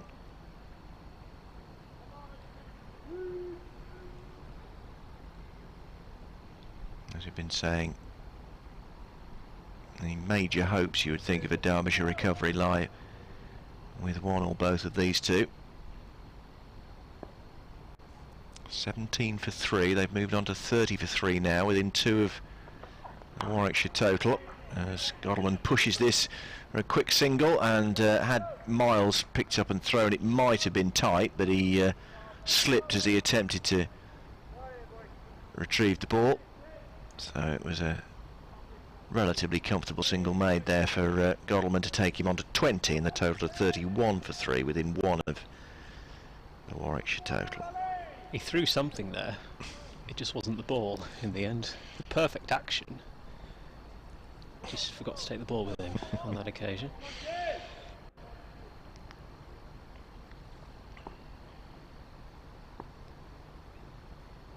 Hannon-Dolby in again from the Birmingham end, bowls to Madsen, who's found a gap there. It's going to be a long chase out towards the boundary for Will Rhodes, the Warwickshire captain, but he has caught up with the ball before it crosses the ropes, and Madsen will settle for 3, moves him on to 7, and the total to 34 for 3. So Derbyshire 2 runs in front now, but only 7 wickets in hand. Elsewhere, Worcestershire trail Essex by 352 runs. They're on 138 for 5 after Essex declared on 490 for 9. So Worcestershire trailing by 352.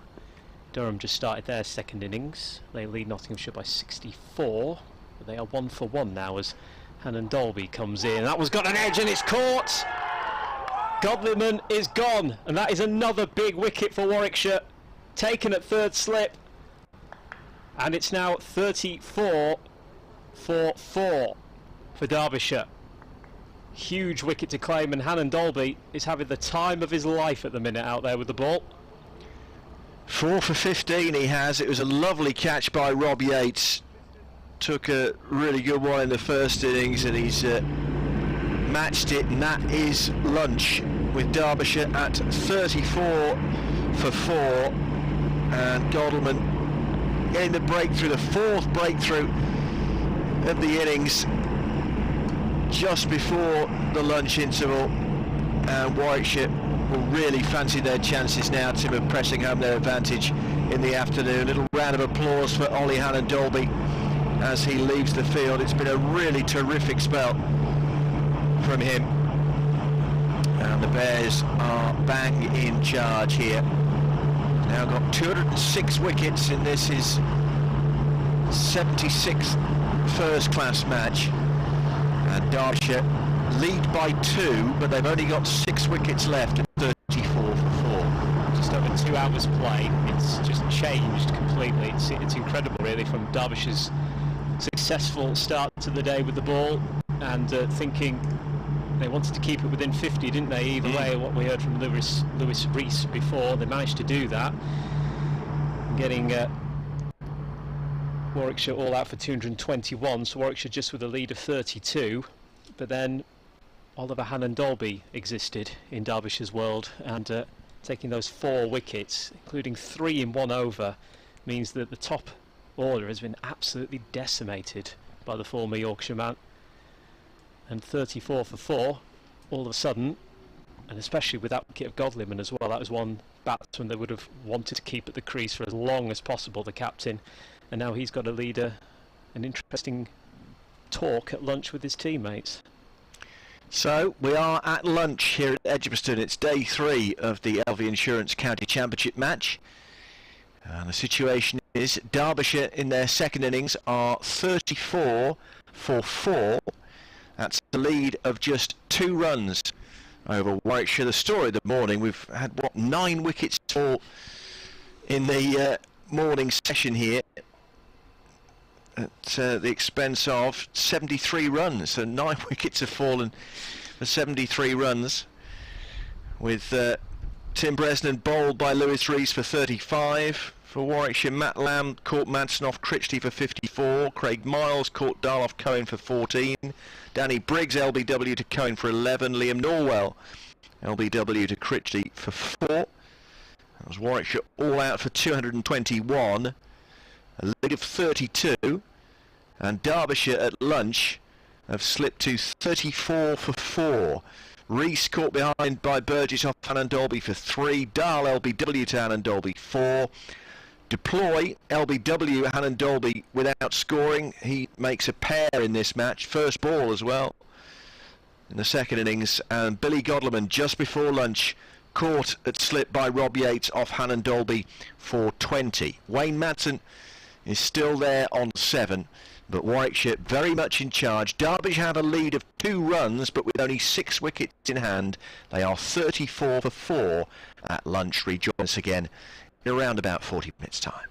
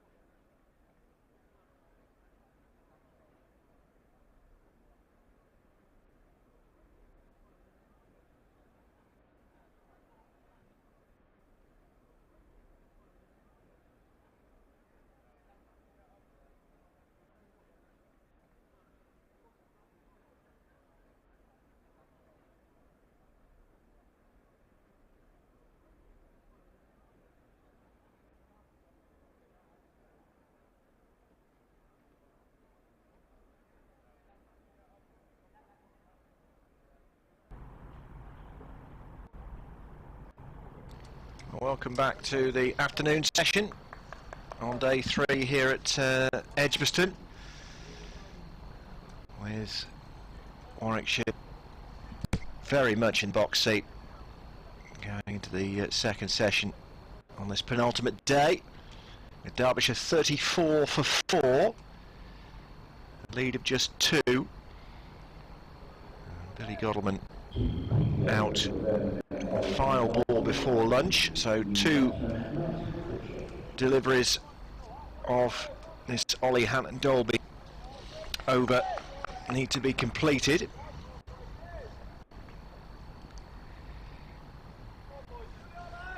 Having removed all 4 Derbyshire batsmen in the minutes before lunch, Rees caught Burgess for 3, Dahl LBW for 4, Deploy LBW for 0, he got a pair, and Godalman caught by Yates at third slip for 20.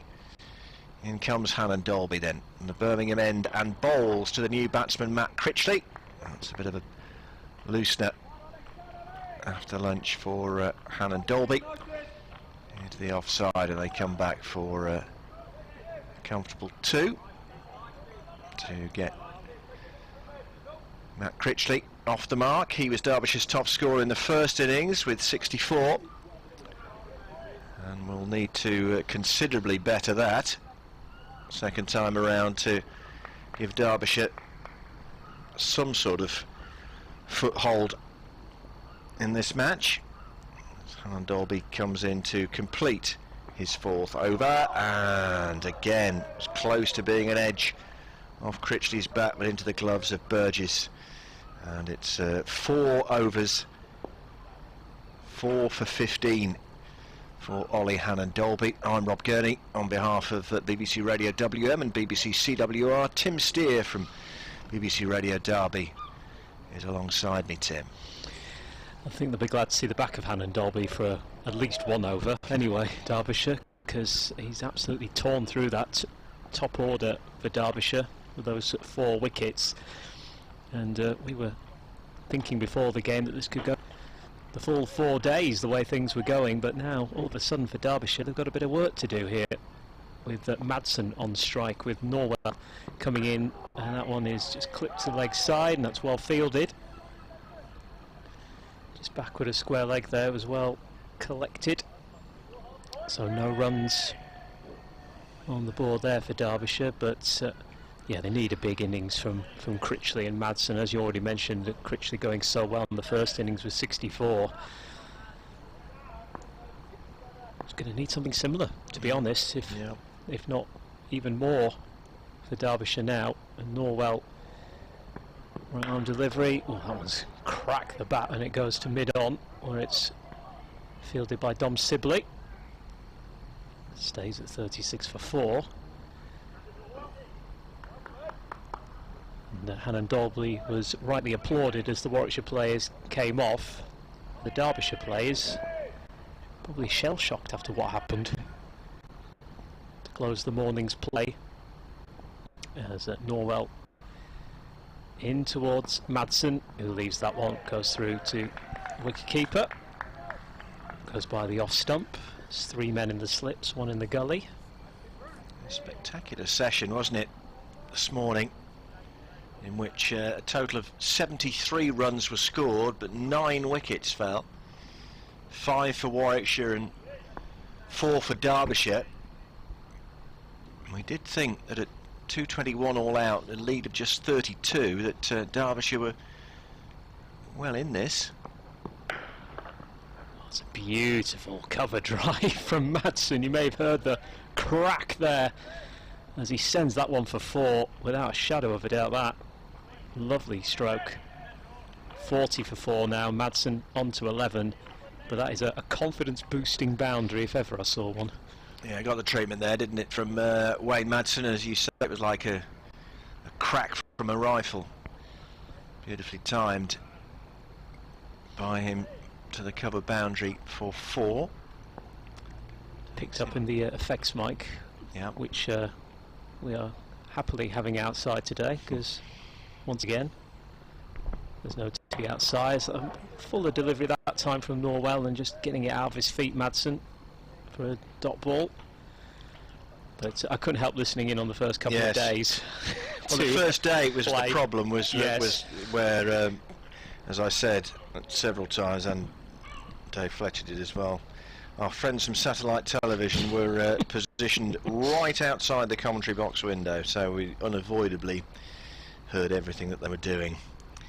So I had to close the mic. No such problems today. And that one defended there by Madsen to end the over. 8 overs now into Derbyshire's second innings, 40 for 4. The visitors, Critchley on 2, Madsen on 11, 8 overs gone. But when I heard that the satellite TV crew hadn't come back for the second day, I did wonder what you and Fletch had done to move them on, because Fletch is quite an intimidating man. I don't know if you used that to your advantage. He kept pointing to the microphone, but nobody was taking any notice. So we gave up in the end. We just shut the mic. So, yeah. Sometimes it's just a losing battle, isn't it? It is really.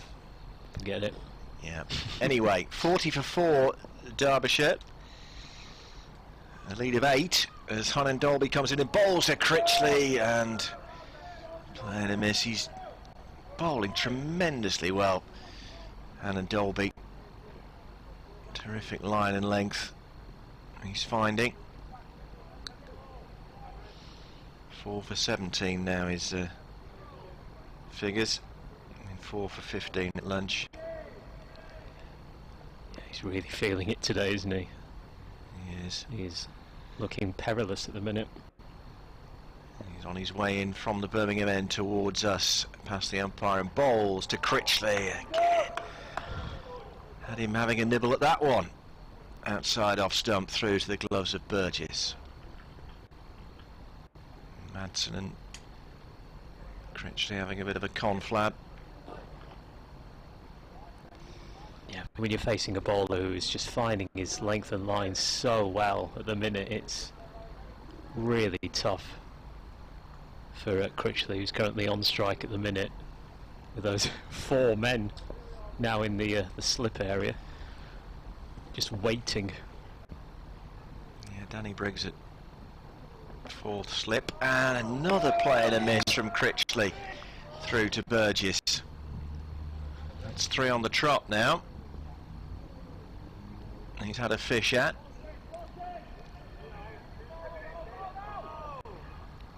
It's stuff of nightmares tonight, I think, for these Derbyshire players, seeing this performance from Hannon Dolby.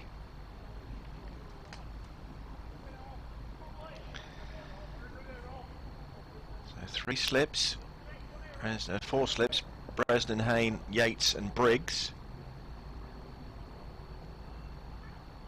And a mid-wicket, a mid-on and a mid-off, a cover point and a long leg, as Critchley finds a gap though there between Sibley and Lamb, and no point chasing that because it's going all the way to the fence for 4 runs.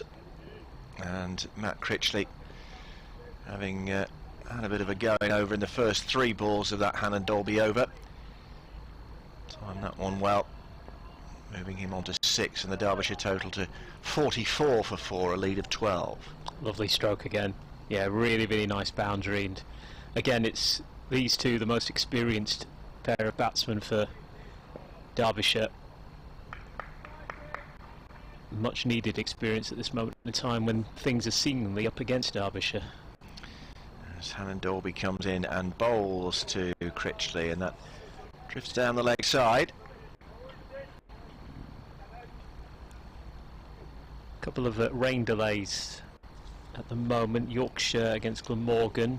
That's stopped for rain at Headingley, with Glamorgan leading by 298 runs. And Northamptonshire against Kent. Plays due to restart at 2:15 because of rain. Kent 455 all out, Northamptonshire 171 for 4. Lights are still on here at Edgbaston, but there is plenty of blue sky overhead, as well as some darker clouds, but no imminent threat of rain at the moment. But equally, the sun isn't out either. as Hannon Dolby sets off again towards us and bowls to Matt Critchley, and that's played back down the ground, and Hannon Dolby in his follow-through threw down Critchley's stumps, but he grounded his bat long since. But that shows you how fired up Hannon Dolby is, and why wouldn't you be after the start that he's made to this Derbyshire second innings. 44 for 4 at the end of the 9th over, and Liam Norwell 4 overs 0 for 23.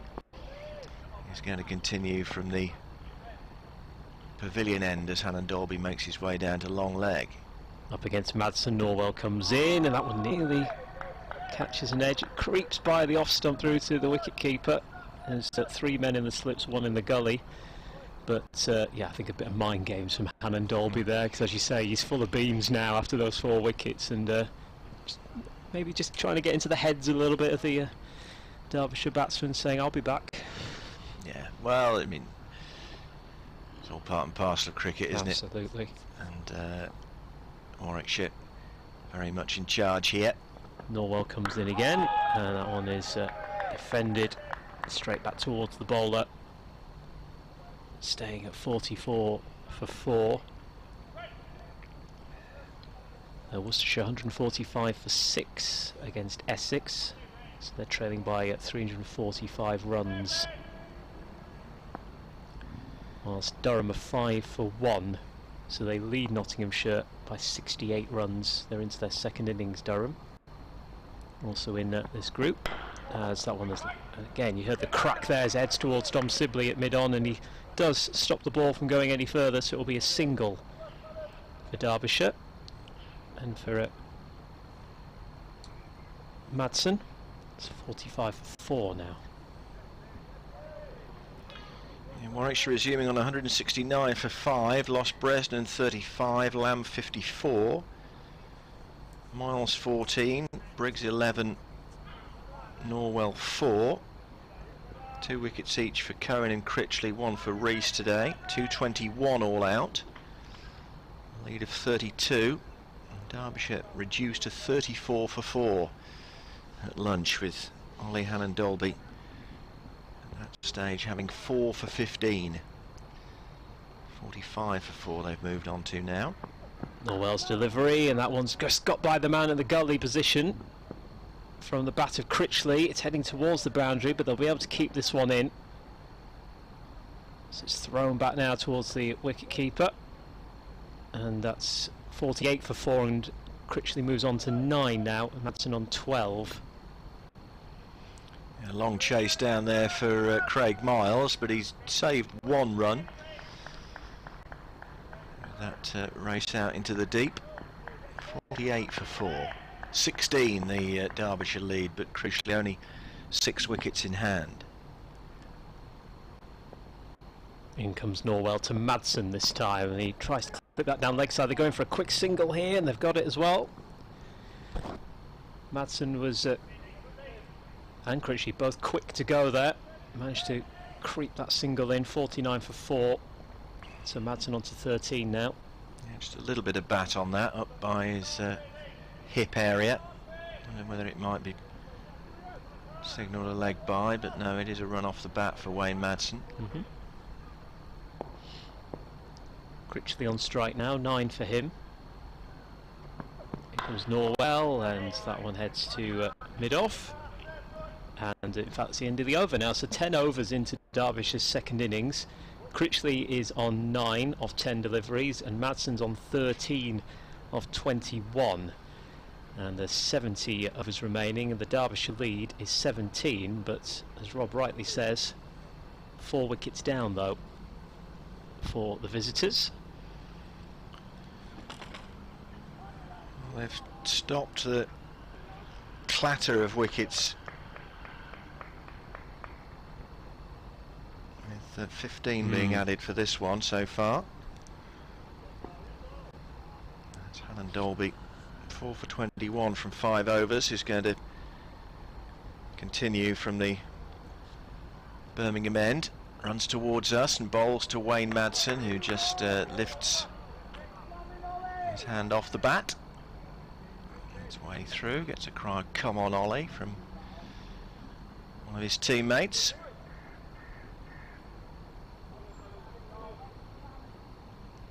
Best bowling figures are 6 for 33. 12 for 110 in the match against Gloucestershire at Bristol. That was last year. So an opportunity to better that, you would have thought, today. And he comes and bowls to Madsen. Madsen just allows that to drift through to Burgess behind the stumps.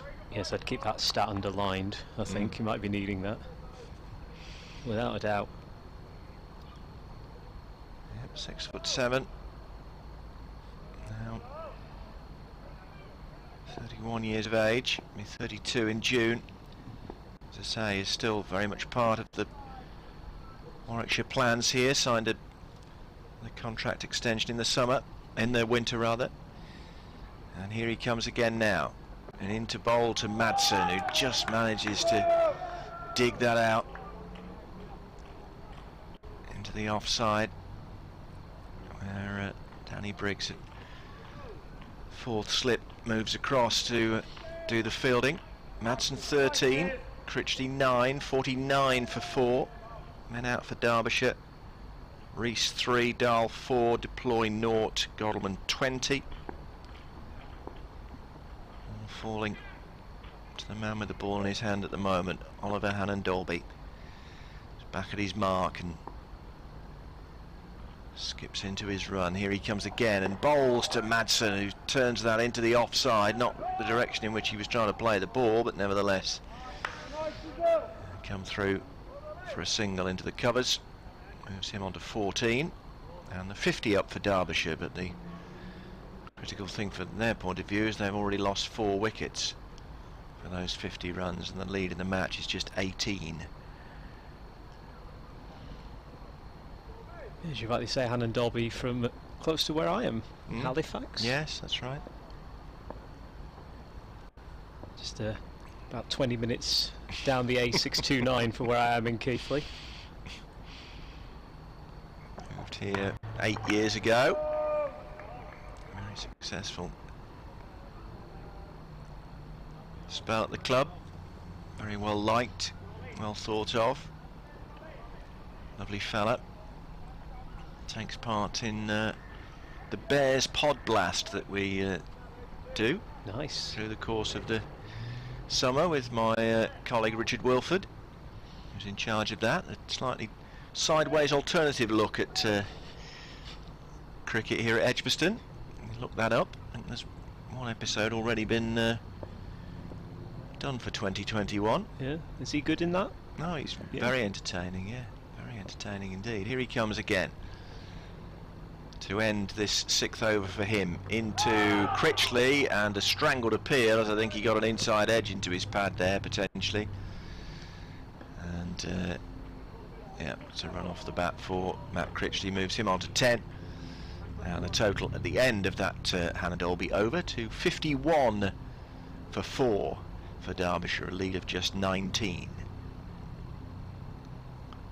Is he like Peter Crouch in his podcast? Is it that kind of vibe? There are elements to it, yeah. There are elements to it like that, yeah. And of course the thing that makes it really good is he gets his teammates to join in, and that's what makes it really entertaining. Yeah. So yeah, it's well worth a look. Your usual, what's the expression? Your usual podcast supplier. That's the one, yes. Yeah. Norwell comes in, and this one is hooked by Critchley, and that's going to go for 4. Did very well with that one to get that one away. And it's 55 for 4, and Critchley moves on to 14 along with Madsen now after that. Electric Nebraska on Twitter. Oh, nice. At 78 Darkness Tour is his or her Twitter handle. So it's not rain that stopped play at Headingley, it's snow. Snow? Check the pictures, says Electric Nebraska. At Sport BBC WM if you want to join in this afternoon. I'm going to have to look at that. Definitely, as Norwell comes in. And that one's clipped down leg side again. square leg this time. They're going to get 2 with this one. Matt Lamb, though, is there to field for Warwickshire, but that's 2 more onto the Derbyshire total, 57 for 4. Yes, let's have a look at this then. Snow stops play. That must be a first. Let's see what Yorkshire have put up about that then. I suppose in early April there is always the chance of it being cold enough for snow. Well, I've just seen a picture as Norwell comes in and that one is played on the offside, but it'll be fielded. And yes, Yorkshire put a picture up 50 minutes ago, and literally the whole pitch is covered with snow. Oh my word, yeah, and see through. That's my goodness. See on Tim's laptop through the social distancing screen here. Unbelievable. Yeah. And the picture brilliantly captures as well just how big the snowflakes are that are falling as well. It's me. So, we're going to have a fun journey back then later, Tim, aren't yeah. I look forward to that. Norwell comes in and that one's swing and a miss as it goes through to the wicket keeper, but yes, that's going to be interesting. Good job I've got the shovel still in my boot from the winter we've just had. Oh, goodness me. Wow. Well, thank you for letting us know about that, yes, because we would have missed out on that nugget if you hadn't got in touch with us. That was Electric Nebraska on Twitter, thank you. At Sport BBCWM, as I say, is our Twitter handle this afternoon if you want to get involved. That's the best way of getting in touch.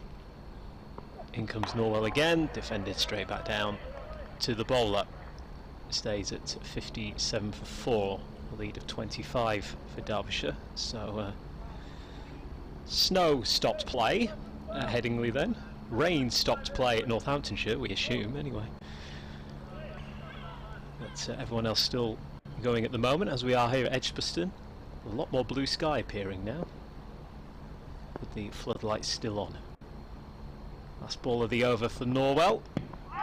And a few shouts go up as that one heads down leg side, but it'll be a single. And that is the end of the over. 12 overs now gone. And it's 58 for 4 for Derbyshire. Critchley on 16, Madsen on 14. As Hannon Dolby comes back in to bowl. Yeah, Tim Bresnan doing plenty of windmilling, which would seem to indicate that he's going to be introduced to the Bears' attack shortly. Leg by to finish that Norwell over. So 58 for 4, 26 the lead.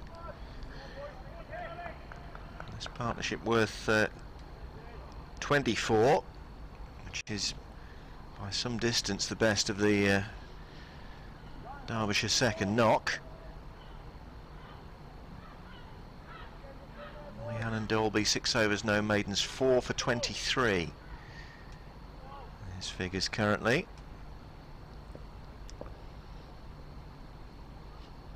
And Matt Critchley on strike. Alan Dolby is there and bowls and moves away into the slips. So Critchley withdraws his bat in good time. As of 10 minutes ago, Yorkshire have tweeted that the snow is still falling, not as hard, but the ground remains covered completely. Well, that is, in all seriousness, that's going to be quite a lot of work, isn't it, for the ground staff to get it prepared again for play. I mean, looking at the score for Yorkshire, I don't think they'll mind, particularly. 193 all out in their first innings, and Glamorgan were 161 for 4 in their second, so they led by 298. As Critchley plays this one into the onside, where Lamb does the fielding. I'd love to know if anyone else has ever experienced snow stopping play, because off the top of my head, and there's not much in my head, but off the top of it, I can't think of many. Well, more of that anon, because somebody has tweeted a link to a Guardian article, which I'll come to in a minute. Okay.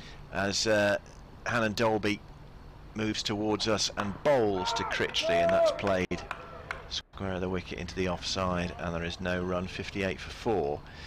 Yeah, Luke Birch. Luke, thank you for dropping us this line. Freak snow stopped cricket on the 2nd of June 1975, apparently. June. Wow, okay. And then a heat wave struck on the 6th of June in that year. So, snow an inch thick covered the pitch at Buxton in a match between Derbyshire and Lancashire, it says here. Oh, okay. And snow stopped play at several other county cricket matches. Snowflakes even fell on the Lord's Cricket Ground in London as this next delivery from Hannah Dolby is played away backward of square on the onside by Matt Critchley for a single, taking him on to 17, the total 59 for 4. Square leg umpire did well to move then. Get out of the way of that. No, I'm not going to read the whole article, but it says raw Arctic winds swept across the UK with minus 3.3 Celsius recorded at Glen Eagles in Perthshire. More like the depths of winter than early summer. Thanks for that, Luke. And Many Rooms says, this will cheer you up a bit, I'm just up the road from Headingley in sunny Otley, all right, and it's absolutely glorious here. So it's clearly a very, very localised snowfall. As Hannah Dolby comes in and bowls to Madsen, who's going to get runs there as he punches that through the vacant long off area and all the way to the fence for 4 runs, and takes him on to 18. And the total to 63 even for 4. Madsen 18, Critchley 17. So yeah, Otley it's sunny, Headingley it's thick snow covering the pitch. Lovely part of the world, Otley. It's only about 15 minutes from Headingley, I think it is, so it's really localised as Hannah Dolby comes in, and this one to Madsen is straight back towards the bowler. So 4 for 28 now at the end of that Hannah Dolby over, and the Derbyshire total 63 for 4. Well, that gives me a bit of hope for my car journey home then, that not all of Yorkshire is bombarded in snow. Talking of Yorkshire, here's a Yorkshireman, Tim Bresnan, as we said earlier. He's been windmilling his arms to try and warm up, and he's going to come on to bowl from the pavilion end here at Edgbaston. A tweet from Joys and Sorrows, of course, the lyrics from the Keep Right On Birmingham City Football Club anthem. Listening to the commentary in the garden. Burning branches here in Devon, says Kev. I think the Bears' batting is still our weakness. Well, might be to say they'd lost the last 5 for 39 runs this morning. But Matt Lamb with a half century, Bresnan 35, Yates 40, Sibley 29, but nobody going on to make a particularly big score as Critchley plays this first Bresnan delivery. Tim up to Sibley at mid-on, and there's no run. 63 for 4, Derbyshire. Yeah, into bowl for the first time, Tim Bresnan. And I think so far for Derbyshire, considering how things were and how they ended at lunch, it's been a decent enough start, as this one is hit towards mid-off. No runs added to the total there. 63 for 4. Critchley and Madsen, 17 for Critchley, Madsen on 18. They needed this, Derbyshire. As Bresnan probably still haunted by 3 years ago bowling against Derbyshire, if he comes, but it is red ball cricket this time. And that one is, as you heard, the crack there goes by the man at mid-on, and that's going to go all the way for 4. Big chase on there from Liam Norwell, but that covers the ground and goes over the boundary rope. 67 for 4, Critchley 21 now, Madsen 18. Yep, straying slightly there, Tim Bresnan, and got the treatment from Critchley. He's rattling along at 21 off 25 deliveries. In comes Bresnan again, and that one just defended onto the offside this time by Critchley. So Bresnan 0 for 33 off his 12 overs bowling in the first innings.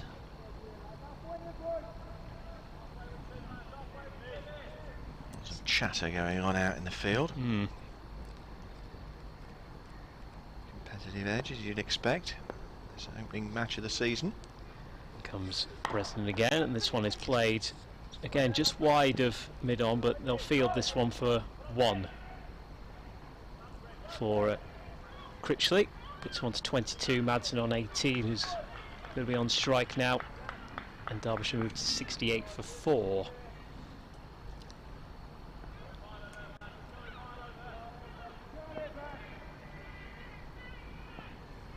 That's Bresnan in again, 2 men in the slips, 1 in the gully, and this one is clipped just backward at square leg by Madsen, and they're running back for the second, and they'll get it as well.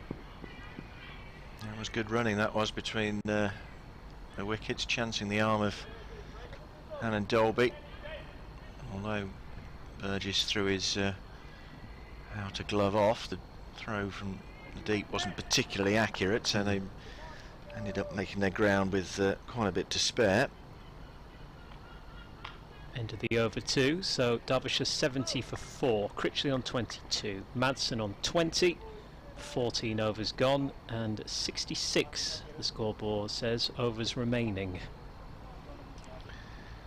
And Hannon Dolby is going to continue from the Birmingham end after Will Rhodes has spent a long time shining the ball on the back of his trousers. And Dolby carries on doing that before he sets off into his run, bowling to Matt Critchley on 22, and he comes now and bowls, and that's found the gap between Briggs and Rhodes, but Rhodes moves quickly across to prevent the single.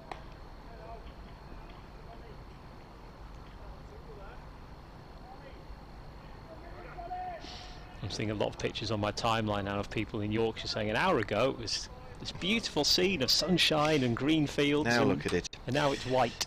Yes. Quite incredible. So I think it's safe to say Yorkshire probably won't play again today.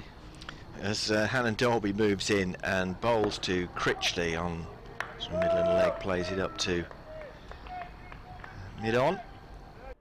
Dom Sibley. And there's no run. 38 the Derbyshire lead at 70 for 4.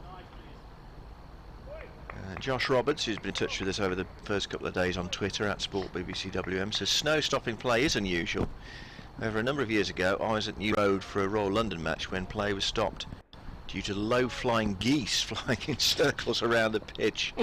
This was the match where there was a hat-trick in the first 3 balls of the match. Thank you, Josh. As Hannon Dolby moves in again and bowls to Critchley, who picks out the man in the covers, Briggs.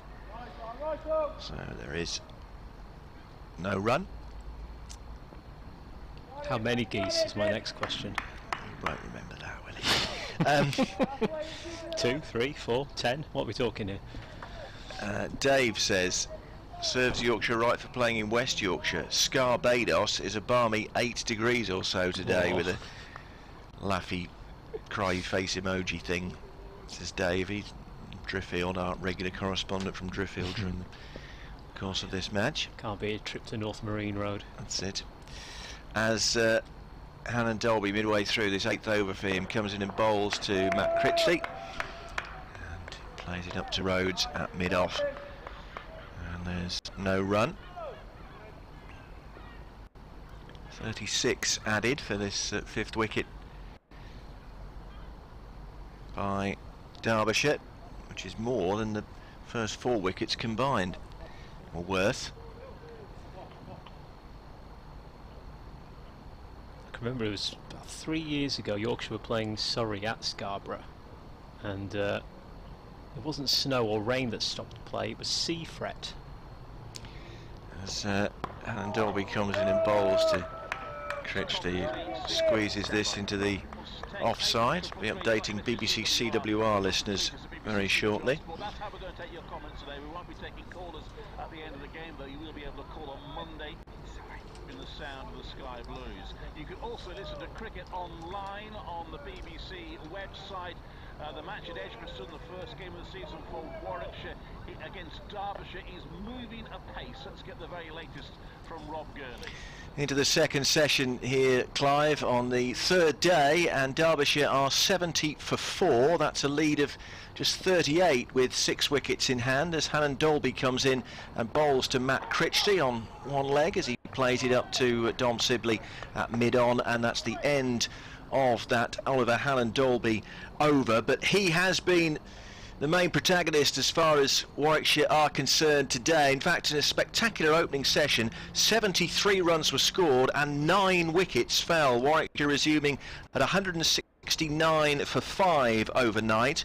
Lost Bresnan for 35, Lamb for 54, Miles 14, Briggs 11 and Norwell 4. They were all out for 221, which was a lead of 32 on first innings over Derbyshire, who then crumbled to 34 for 4 at lunch. A spectacular spell by Oliver Hannon Dolby of 3.4 overs, no maidens, 4 for 15 at one point. He had Lewis Rees, who scored 63 in the first innings, caught behind for 3, the score on 13. Anuj Dal trapped LBW for 4, and then Lewis Duplay first ball got a pair as he was also trapped LBW by Hannon Dolby. That was 17 for 3, and the last ball before lunch, Billy Godleman, the Derbyshire captain, was caught very nicely at third slip by Rob Yates off Hannon Dolby when he had made 20. Since then, Wayne Madsen has moved on to 20 himself. Matt Critchley is the relatively new batsman, but he's outscoring Madsen at the moment on at 22. The Derbyshire lead is only 38, and they have 6 wickets in hand. They're currently 70 for 4 here at Edgbaston. Continues. Clive Eakin, our regular Warwickshire commentator, down at Dean Court today, or the Vitality Stadium, or whatever it's called these days, Bournemouth against Coventry, as Tim Bresnan's going to continue. Tim from the pavilion end, start of, well, he's 2 balls into the 16th over of the Derbyshire second innings, 0 for 7 at the moment. Yeah, his second over with the ball in this Derbyshire second innings, 70 for 4. Critchley 22, Madsen 20. Bresnan 0 for 7 off 1.2 overs so far, and in he comes towards Madsen, who clips that leg side, and it's fielded straight away there by Matt Lamb. So no runs added to the total. But yes, I was saying at Scarborough we had a case of sea fret. I don't know if you've ever been to North Marine Road, but it's... I've been to Scarborough. Yeah, actually, yeah. I went to the football ground back in the day, but I haven't actually been to the cricket ground. Well, it's right next to the sea in Scarborough as Bresnan comes in to bowl, and that one's left in the end by Madsen.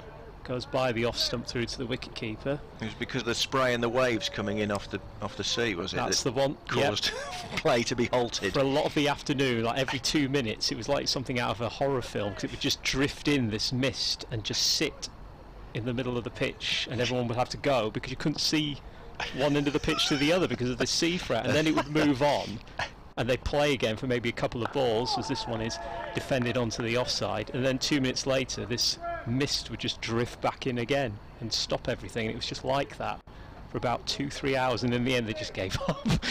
Had to stop for the day. It was like something out of a Hitchcock film, just this mist drifting in.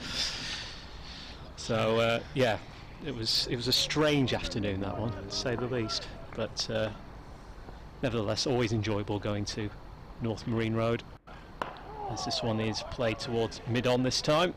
No runs added, and end of the over. In fact, 16 overs now gone, and Derbyshire 70 for 4, Critchley on 22 and Madsen on 20.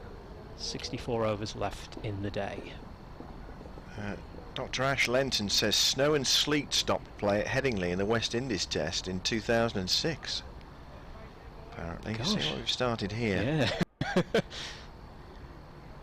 So Headingley has previous on this. And somebody Charles Shakespeare has, in response to Josh's earlier tweet about the Royal London match at New Road, has tweeted a photo where there's a hat-trick of the first 3 balls. Northants 0 for 3.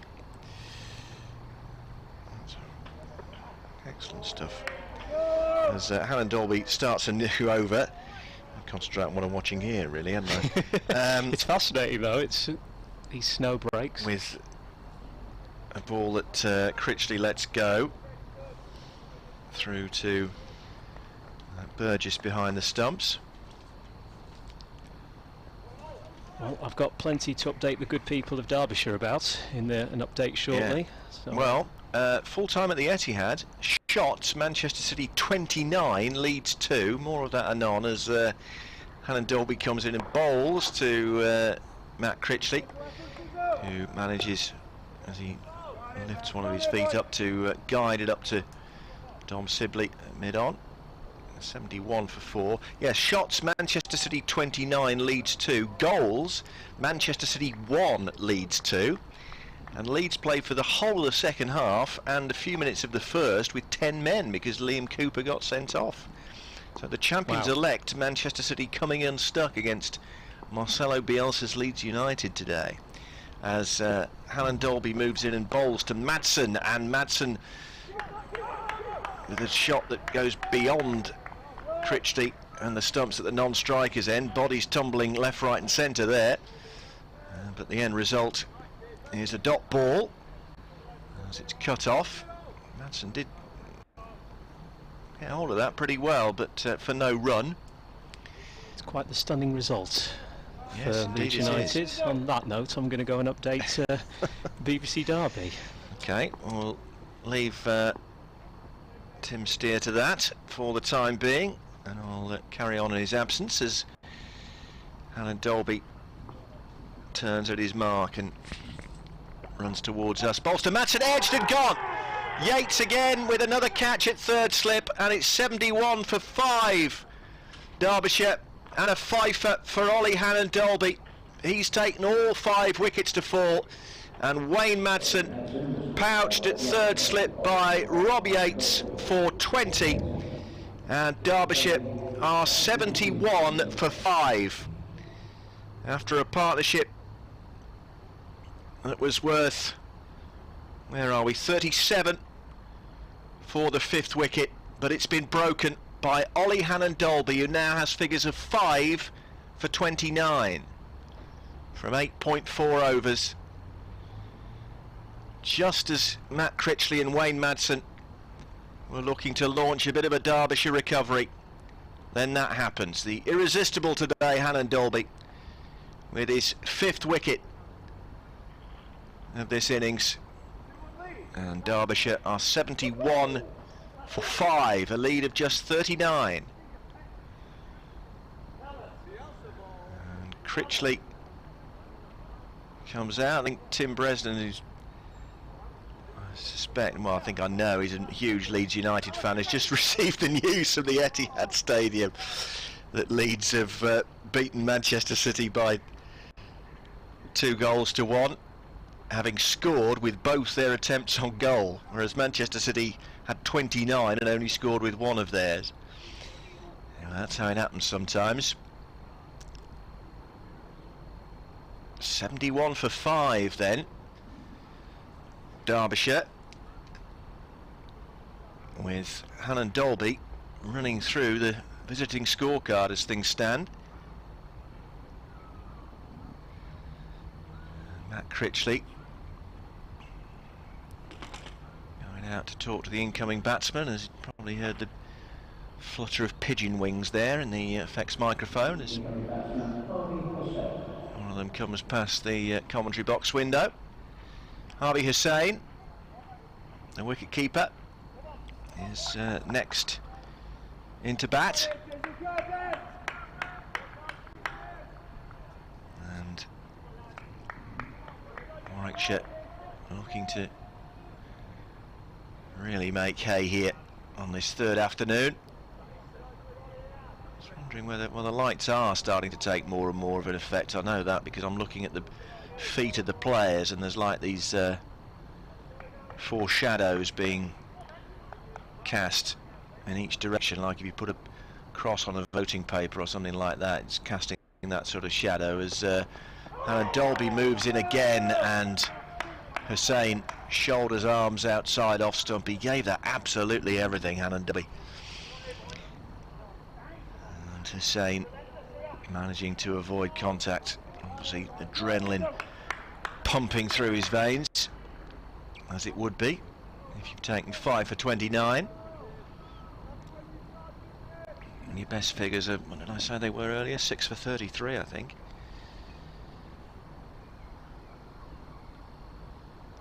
And in comes Alan Dolby again, and Hussain turns this into the onside, and that's the end of the over. 9 overs, 1 maiden, 5 for 29. Oliver Alan Dolby, and Derbyshire are 71 for 5 in their second innings. Just wondering whether there is a bit of a concern now, because there's quite a lot of dark cloud overhead. Warwickshire don't want their momentum disrupted by a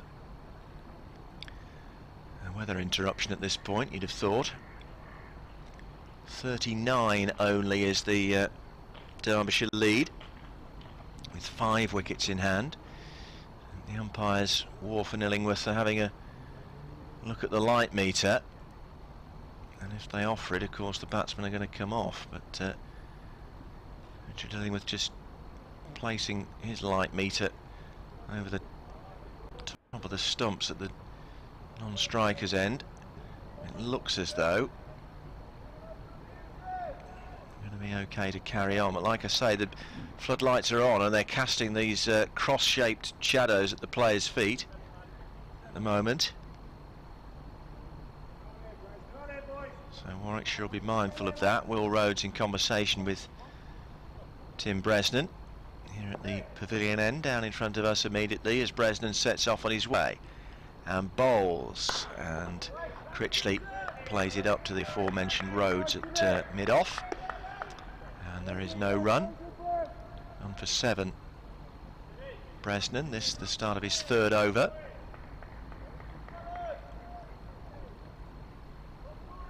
(71 for 5 Derbyshire). Bresnan sets off again. He's in and bowls to Critchley. Oh, and Critchley involuntarily throws his bat to the deck there, as that one either reared up at him a bit, or he just lost the grip on the handle. Either way, he doesn't seem to be affected by it. He's not wringing his hands or anything. Seems to be okay, as Bresnan sets off again to bowl to Matt Critchley. He's in and bowls, and Critchley gets everything behind that. Pushes it up to Rhodes, coming around from mid-off to do the fielding. And there's no run. So Warwickshire all out for 221, having started at 169 for 5.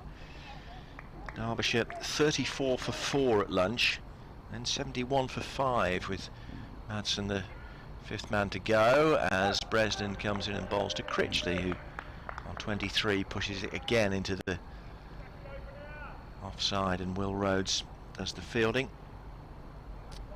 Rees caught Burgess on Alan Dolby 3, Dahl LBW Alan Dolby 4, Deploy LBW Alan Dolby duck.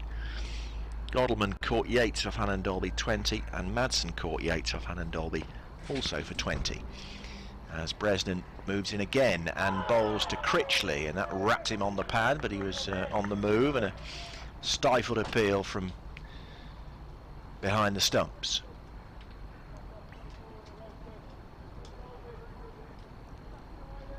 Tim Steers back with us from next door, having imparted a not particularly happy tale to the people of Derby and Derbyshire, as Bresnan moves in again and bowls, and Critchley circumspectly plays this into the offside, and that's the end of the over.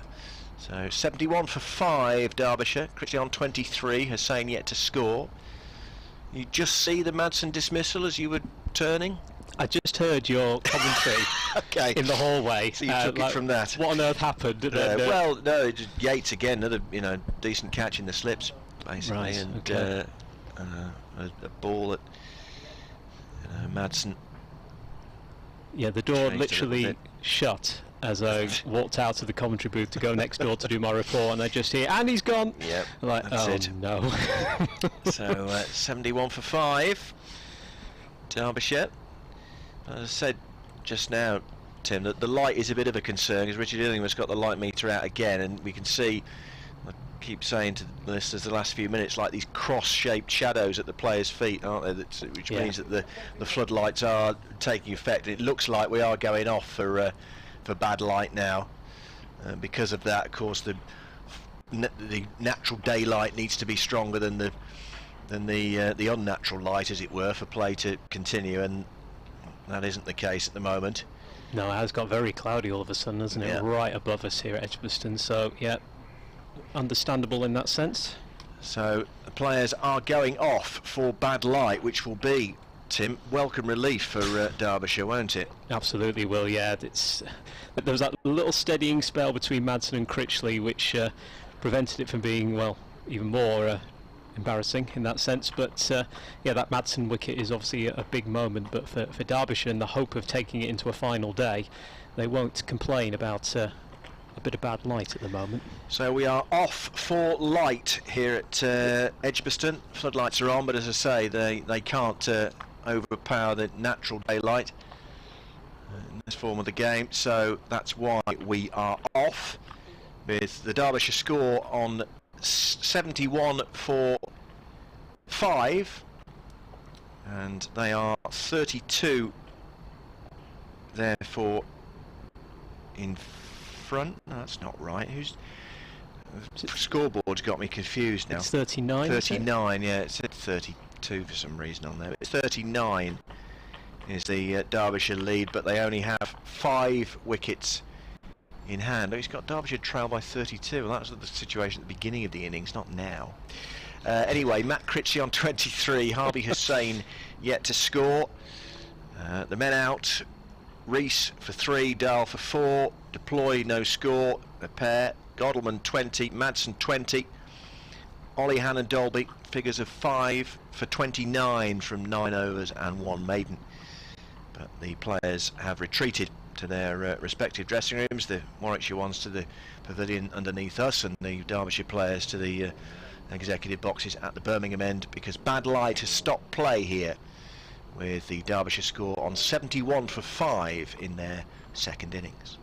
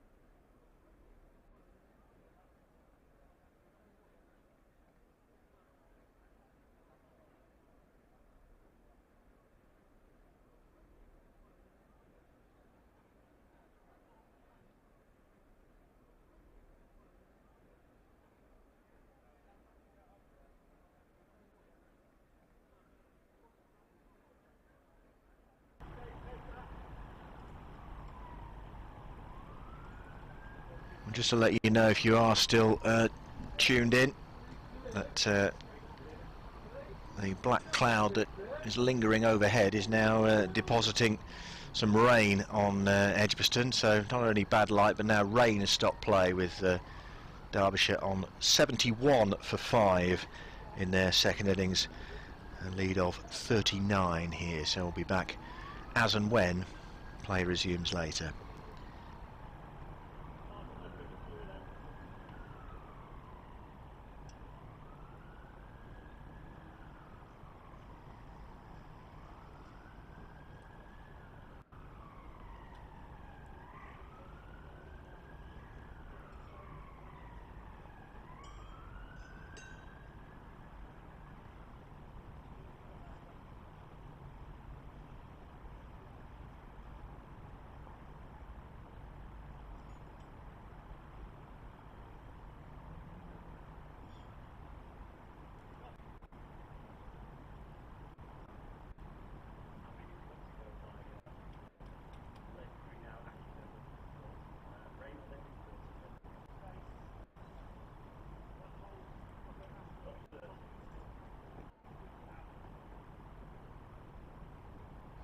Yeah, of course, yeah, yeah.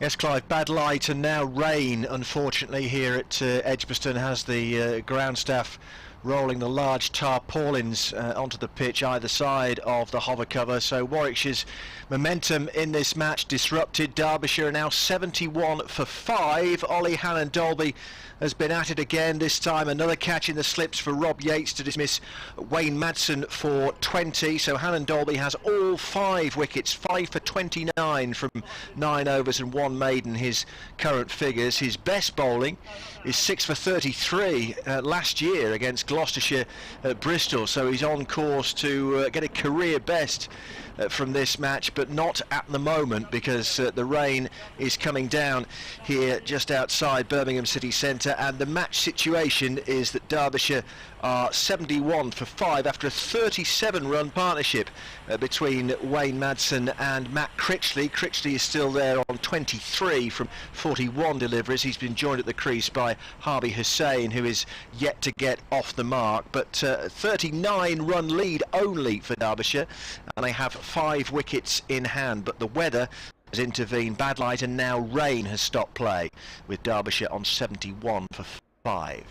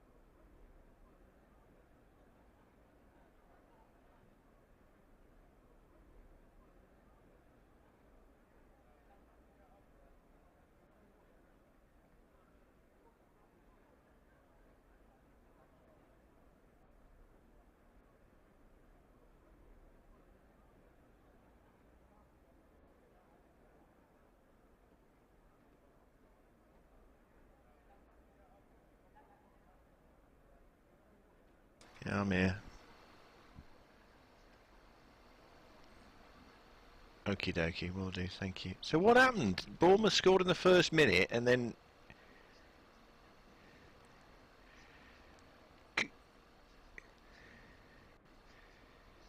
Because it says on the live text, Wilshire conceded a penalty as well, or is that nonsense?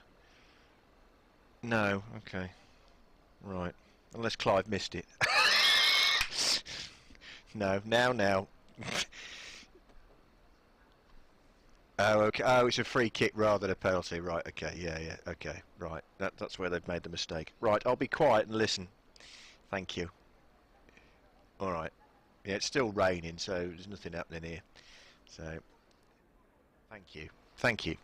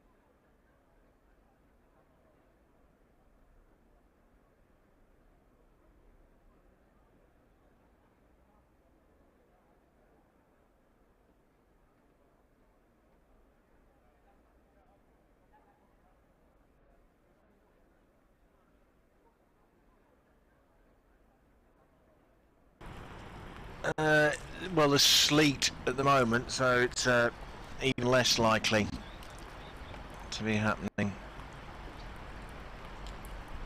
Impart that information. Well, you can do a slide update if necessary. Yeah. Let me put the light on because it's that dark.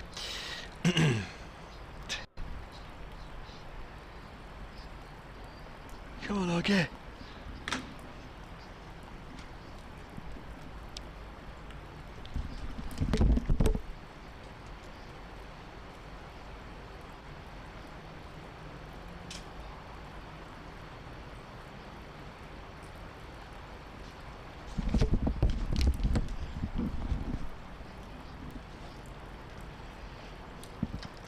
Oh.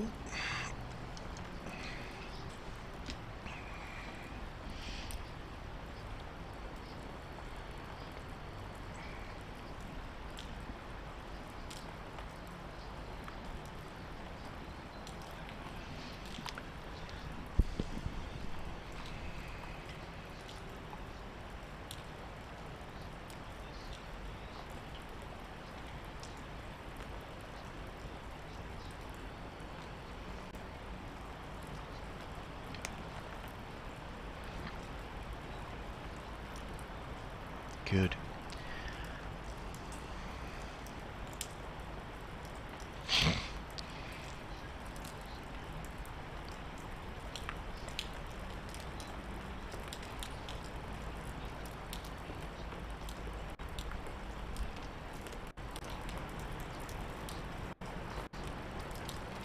Well, you can hear the heavy rain stroke sleet in the effects microphone in the background here, Clive. That's how bad it is. Up in Leeds, Headingley is absolutely covered in snow at the moment, so here in Birmingham getting away with things relatively lightly, but there's absolutely no immediate prospect of a resumption whatsoever, and I'll be quite surprised if we see any more play at all today, because the sky is completely filled in overhead and there is no wind now inside Edgbaston. The flag flying at half-mast to remember His Royal Highness the Duke of Edinburgh, of course passed away yesterday at the age of 99, is completely limp on the flagpole opposite me here in the commentary box. So the match situation is that Warwickshire are in a very strong position. Derbyshire are 71 for 5, a lead of just 39 runs, and Oliver Hannon-Dolby is the man that's done all the damage. He currently has figures of 9 overs, 1 maiden, 5 for 29. He's removed the whole of the Derbyshire top order. Lewis Rees had him caught behind for 3. Anuj Dal trapped LBW for 4. Lewis Deploy LBW without scoring. That was a pair for the South African batsman. Billy Godelman just before lunch caught by Yates at third slip for 20. And Wayne Madsen, the South African, the veteran 37-year-old, just as Derbyshire were looking to launch something of a recovery in a 37-run partnership with Matt Critchley. Madsen was also caught at third slip by Yates off Hannon-Dolby when he had made 20. So Critchley still there on 23. Harvey Hussain is yet to score from 2 deliveries faced. Warwickshire lost their last remaining 5 wickets earlier on today. For the addition, only 39 runs. Bresnan went for 35, Lamb for 54, very stylish knock from him. Miles 14, Briggs 11 and Norwell 4. A couple of wickets each for Matt Critchley and Mikey Cohen, and 1 for Lewis Rees for Derbyshire. But with the rain stroke sleet falling very heavily now at Edgbaston, the floodlights have actually been turned off in the last few minutes as well, which gives you an indication of how the weather has closed in here, saving on the electricity bill. Why not? Derbyshire 71 for 5 second time around. They lead by just 39 runs here.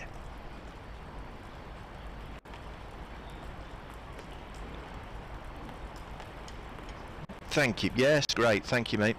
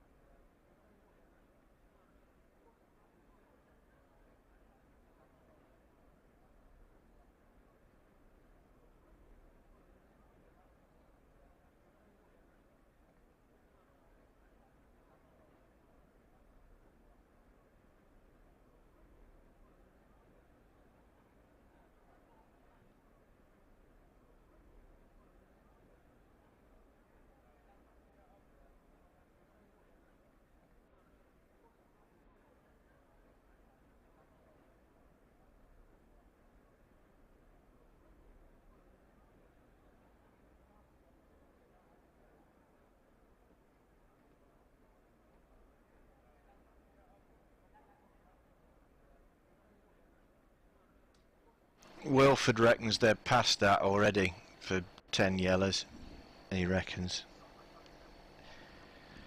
Clive was going on about who has just got booked then, has got 9 yellows for us, and is he 1 away from a 10 suspension, but Wilford says it's already past that, so allegedly.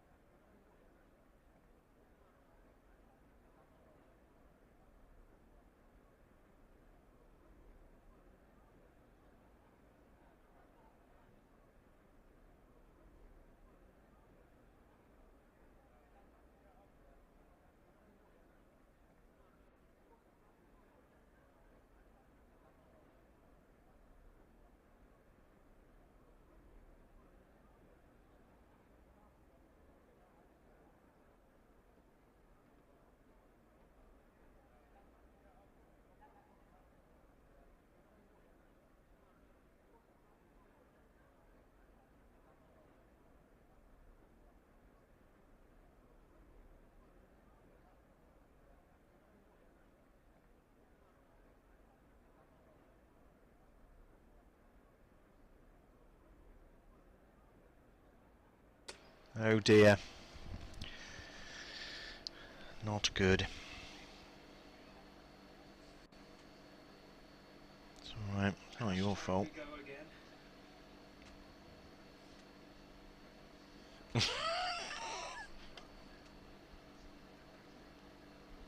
That's it.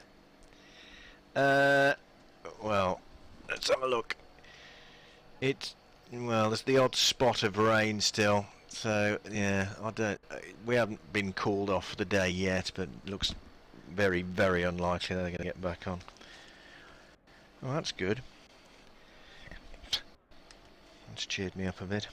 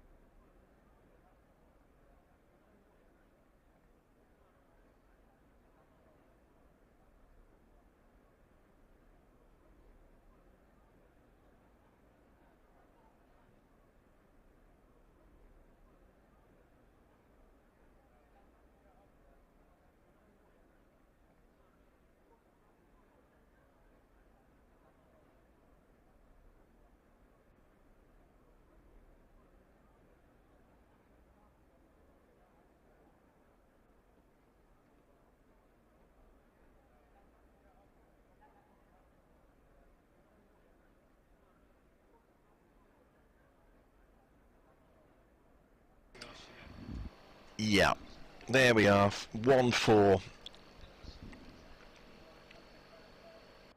Burton had 23% possession, but still had 10 shots. Yeah, that's fine. Yeah, yeah. If I hear you come through again before the end, I'll put them back on again. But if I hear, well, I'll give you a shout if and when we're off. That's probably the best plan, isn't it, from this point? Yeah.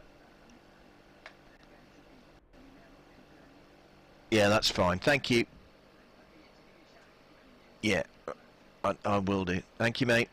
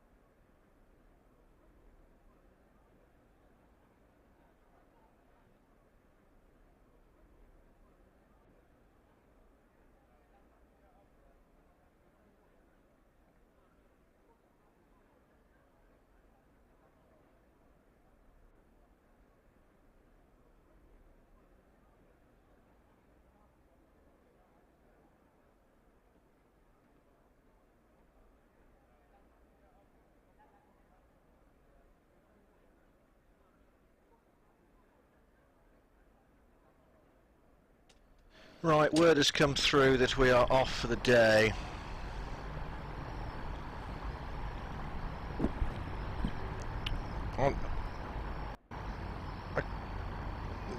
No, it's alright. No, I can. Do you want me to do just a wrap-up thing, just to help Clive out a bit, or not?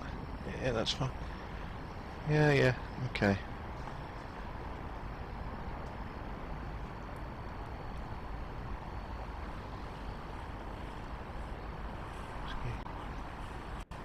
Okay.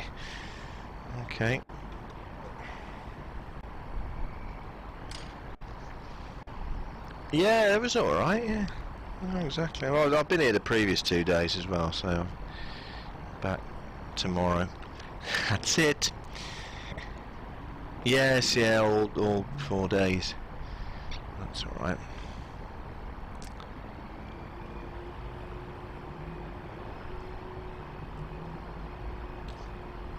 Oh, yeah. Oh.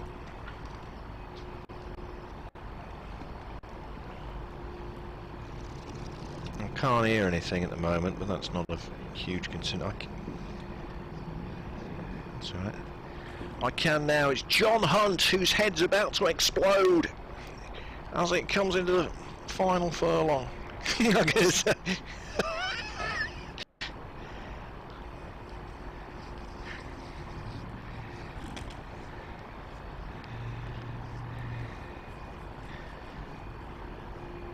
Cloth cap.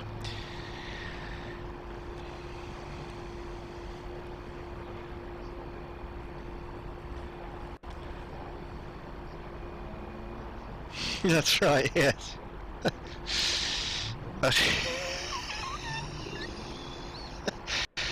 You're 43? You look about 12. That. And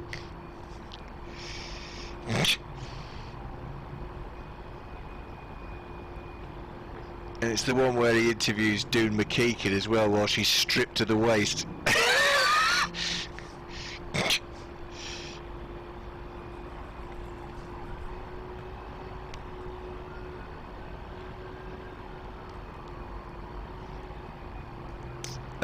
Yeah, that's fine, yeah, just...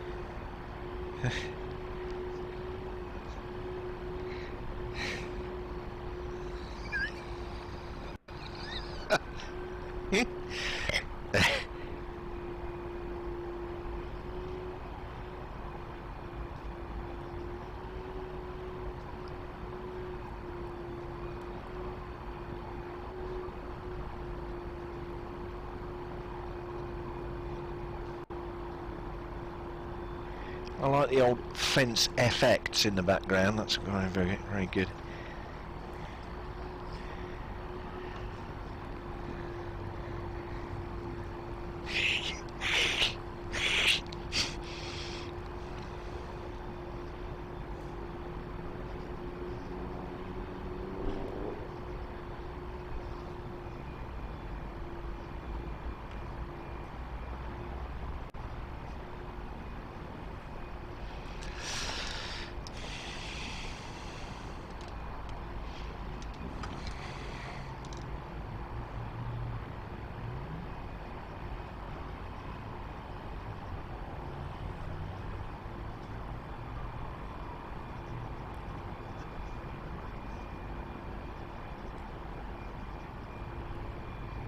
Dear.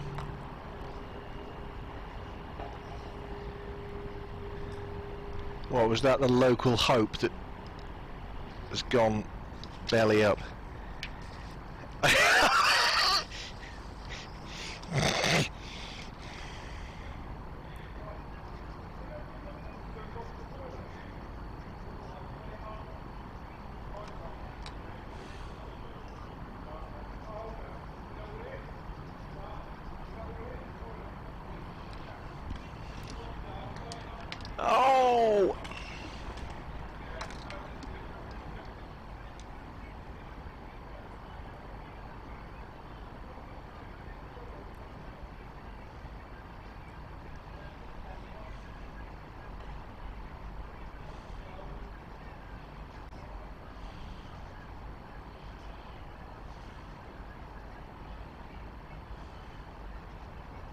Oh, surely not. What on earth? What the actual, Robert? Oh,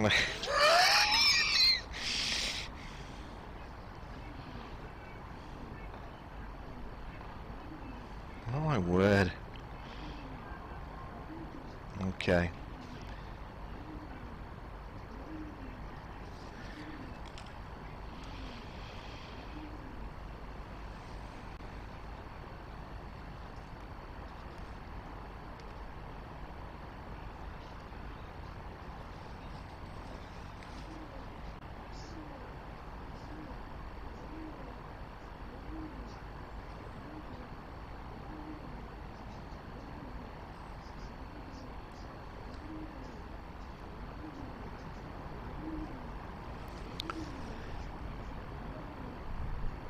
That's right, Rob. Yeah, 2.5 hours of rain has put paid to Warwickshire's chances of forcing a 3-day victory here. Weather permitting, Derbyshire will resume tomorrow on 71 for 5, a lead of just 39 after Ollie Hannon-Dalby took 5 for 29 today with a fine exhibition of fast bowling. He had Lewis Rees caught behind by Michael Burgess for 3, Anish Dal trapped LBW for 4, Lewis Deploy, LBW without scoring. That's a pair for Deploy in this match. Godalman caught in the slips by Yates for 20, and Wayne Madsen also caught in the slips by Rob Yates off Ollie Hannon-Dalby for 20.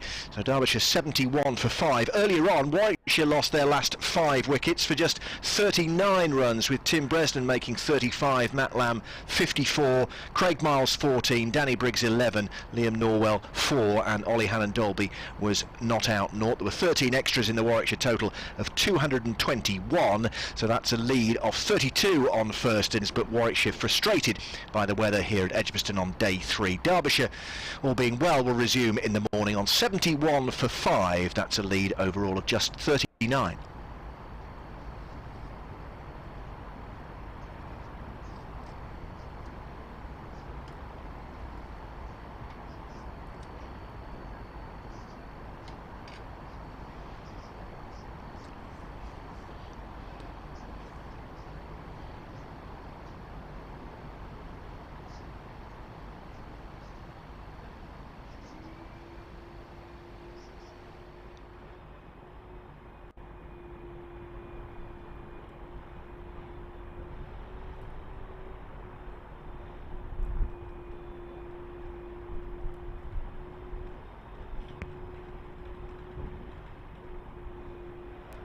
Okay, Rob, always a pleasure, thank you.